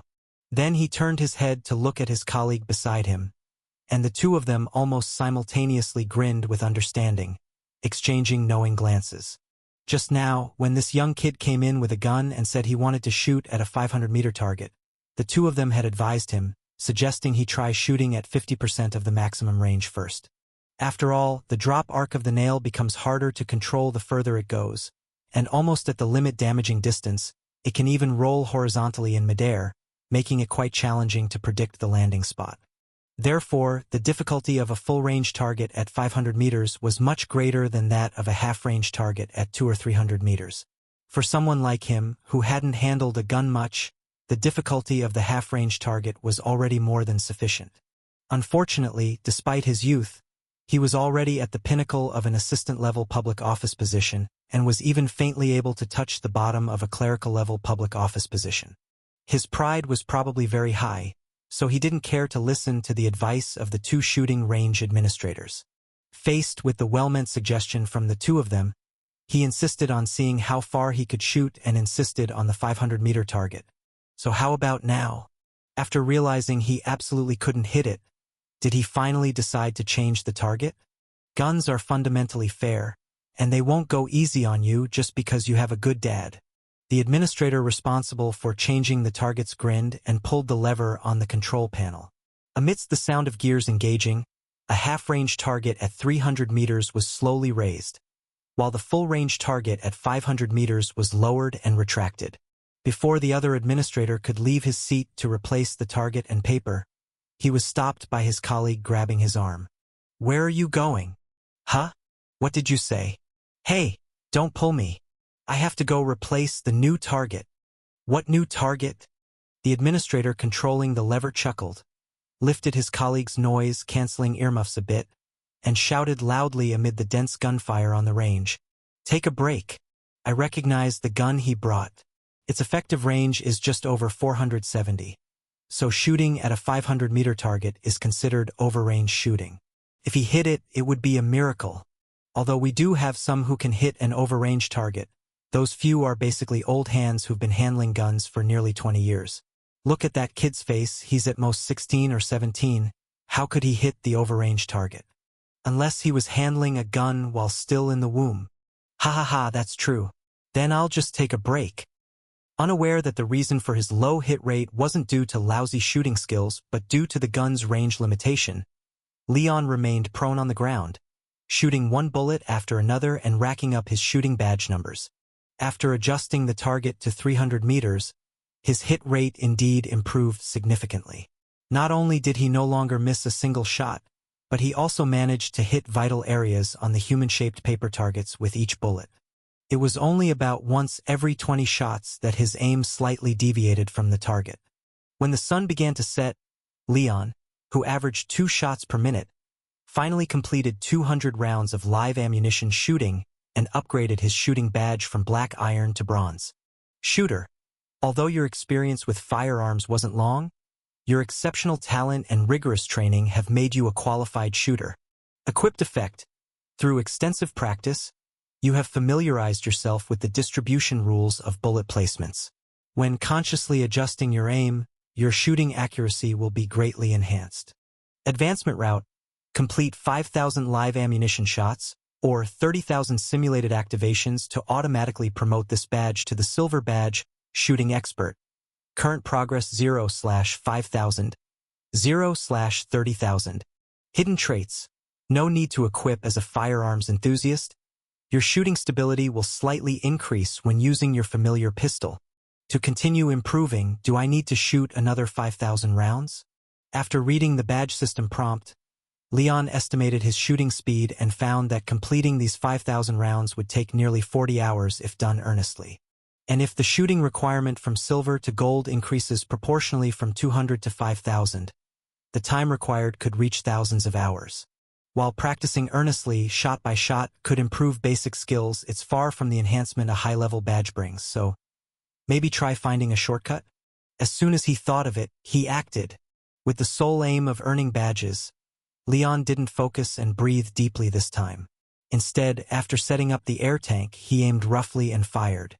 Switching from precise aiming to a haphazard approach significantly increased his speed. Excluding reloading and setup time, he managed to shoot over a dozen rounds in a minute, and with the materialist soul enhancing accuracy, 5 or 6 of those random shots actually hit. However, when Leon stopped shooting and checked the shooter badge panel, he found, to his disappointment, that all those rounds didn't increase the proficiency advancement, which remained at 0 out of 5,000. So it seems it's necessary to practice diligently. Shaking his head, Leon gave up the idea of taking shortcuts, glanced at the sky, and then dismantled his sniper rifle, packed it into a large canvas bag, and left the shooting range with some effort. Shortly after he left, a female police officer with tan skin in a black uniform walked in quickly. After checking a few empty spots, she chose the range Leon just vacated. Appearing slightly weary, she seemed preoccupied. After hoarsely greeting the two managers, she took the firearm she chose to the shooting position and waved a yellow flag symbolizing 500 meters. When the distant target slowly rose, the policewoman took a deep breath, bit her lip, moved her eyes to the back of the sight, and placed her slender finger firmly on the trigger. Seeing the target through the sight, riddled with 5 or 6 large holes, the policewoman furrowed her brow. She raised a small black flag to call over the range manager. This target hasn't been changed. Pointing at the wooden target in the distance, the policewoman said expressionlessly, "You can see the previous shooter's bullet holes on it." "Ah, sorry. Hearing the policewoman's words, the range manager hurriedly apologized and then, with a smile, explained, "An unfamiliar face was here earlier. He seemed awkward in his preparation. After a few shots, he voluntarily switched to a mid-range target. We thought he didn't hit long-range targets, so we didn't rush to change the target. Sorry. It's okay." Waving her hand dismissively, the policewoman squinted at the target paper through the sight and then, frowning, coldly asked, "I noticed the holes on the target are quite large. Was this caused by bullets losing control and rolling after exceeding the maximum firearm range by more than 30 meters? Hasn't the department been emphasizing control recently, trying to minimize unnecessary harm? Why is someone still practicing something that surely kills if hit?"